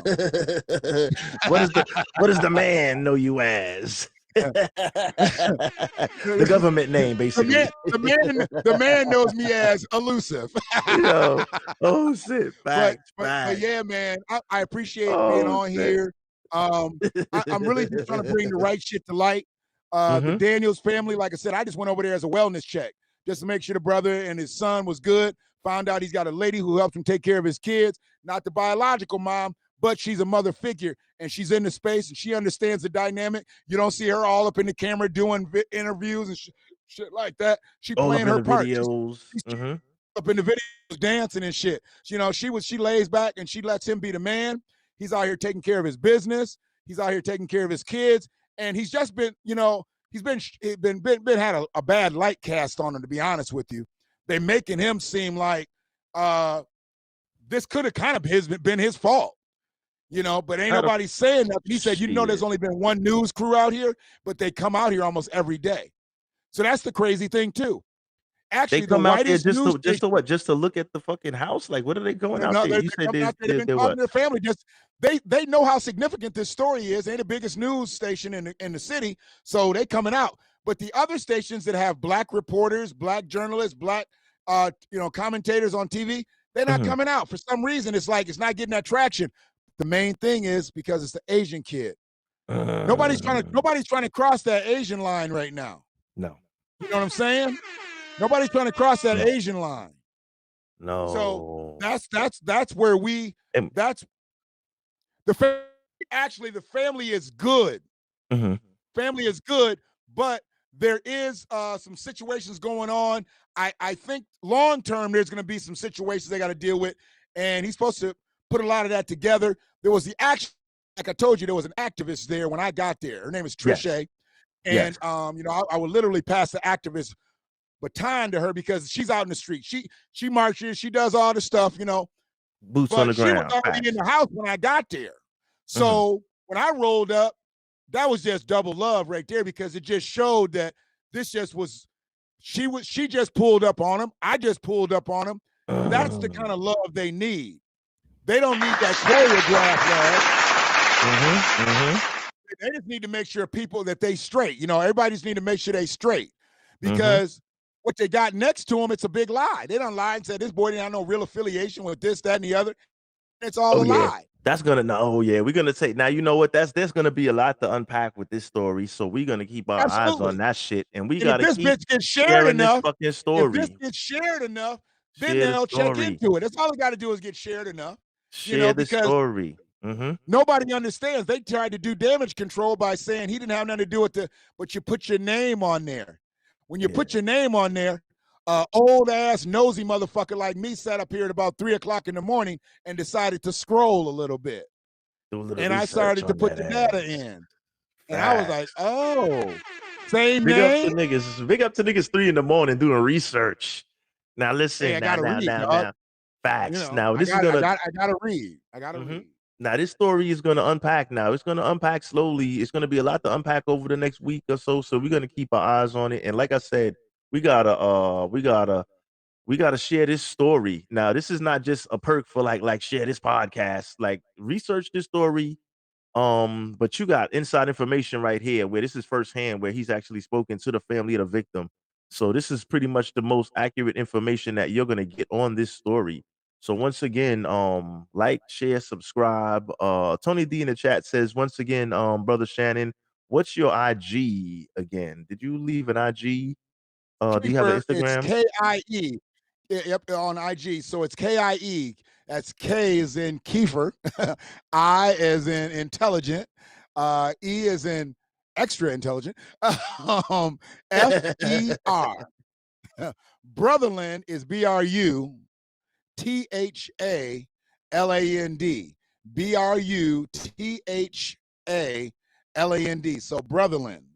You know, if you took the BR off and just put the S on there, it'd be that actor who I wanted to kill back in the day in that motherfucking Eye for an Eye movie. Yeah, he was in there having fucking Predator and shit with Sally Field. I wanted to kill that motherfucker. I couldn't stand Kiefer Sutherland, brother. I couldn't stand Kiefer Sutherland for shit after that movie, dog. He was a nasty motherfucker in that movie. And then everybody fell in love with that series, 24. Everybody fell I in didn't love with really, that shit. I didn't really get into that. I wasn't really the big TV, the big thing. But I see they get some big reviews. So Tony D just followed brother Shannon, and Appreciate you, brother. Appreciate big you. up to brother Shannon from Tony I D. gotta So yeah, we're gonna pull up out of here once again. Secondhand follow back. Smoke. Thank you very much for pulling up with that real firsthand information on this. So like I say, sir. everybody, please like, share, subscribe. I need some subs, man. My subs are suffering. Subscribe if you like the show. Share. We got to get this information out. Like I say, thanks once again, Eleanor Marie in the chat. Everybody else that showed up tonight. Once again, brother Shannon, Izzy High for pulling up in the building. Secondhand smoke. I appreciate it. We man. will be back in the building. I have a short cast tomorrow talking about the effect of illegal immigration on jobs in the Black community. That will be dropping tomorrow afternoon, 5 p.m. If you guys could tune in, that'd be nice. And Sunday, we have 12 noon special starting time. Sunday Night Smoke Podcast, Memoirs of the Invisible Dad. So check that out too. Like I say, thanks for coming out, supporting all of that good shit. I am your host, Ace World. Hey, before you mute me, Go for it. Keep talking, pimpin'. So my county is named Washtenaw County. Washtenaw County. You know who Tim Black is? Inform us. Inform everybody. Tim Black is a journalist. He's been in Washington, D.C. for years. He is a journalist. He has, let me move Tim around. Tim Black has 148,000 subscribers. Tim Black, where you at? We need Tim Blacks of the world to cover this. 1,600 just put this video out. Yes. This is Tim Black. This is Tim Black pronouncing my county. I thought it was kind of funny myself. Let's hear it. That outcry from the community in the disagreement with the magistrate's court decision led the Washtenaw County Prosecutor's Office to file an emergency motion to cancel Lena Wynn's bond. He said Washtenaw. During the hearing, Lena Wynn's bond was upgraded. Washtenaw. There is no L in the motherfucker. It's WASHTENAW. This nigga said watch. This nigga said watch.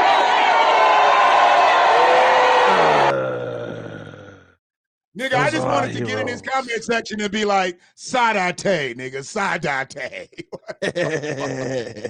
Share this shit with him. Tell him to look. He may fucking learn something.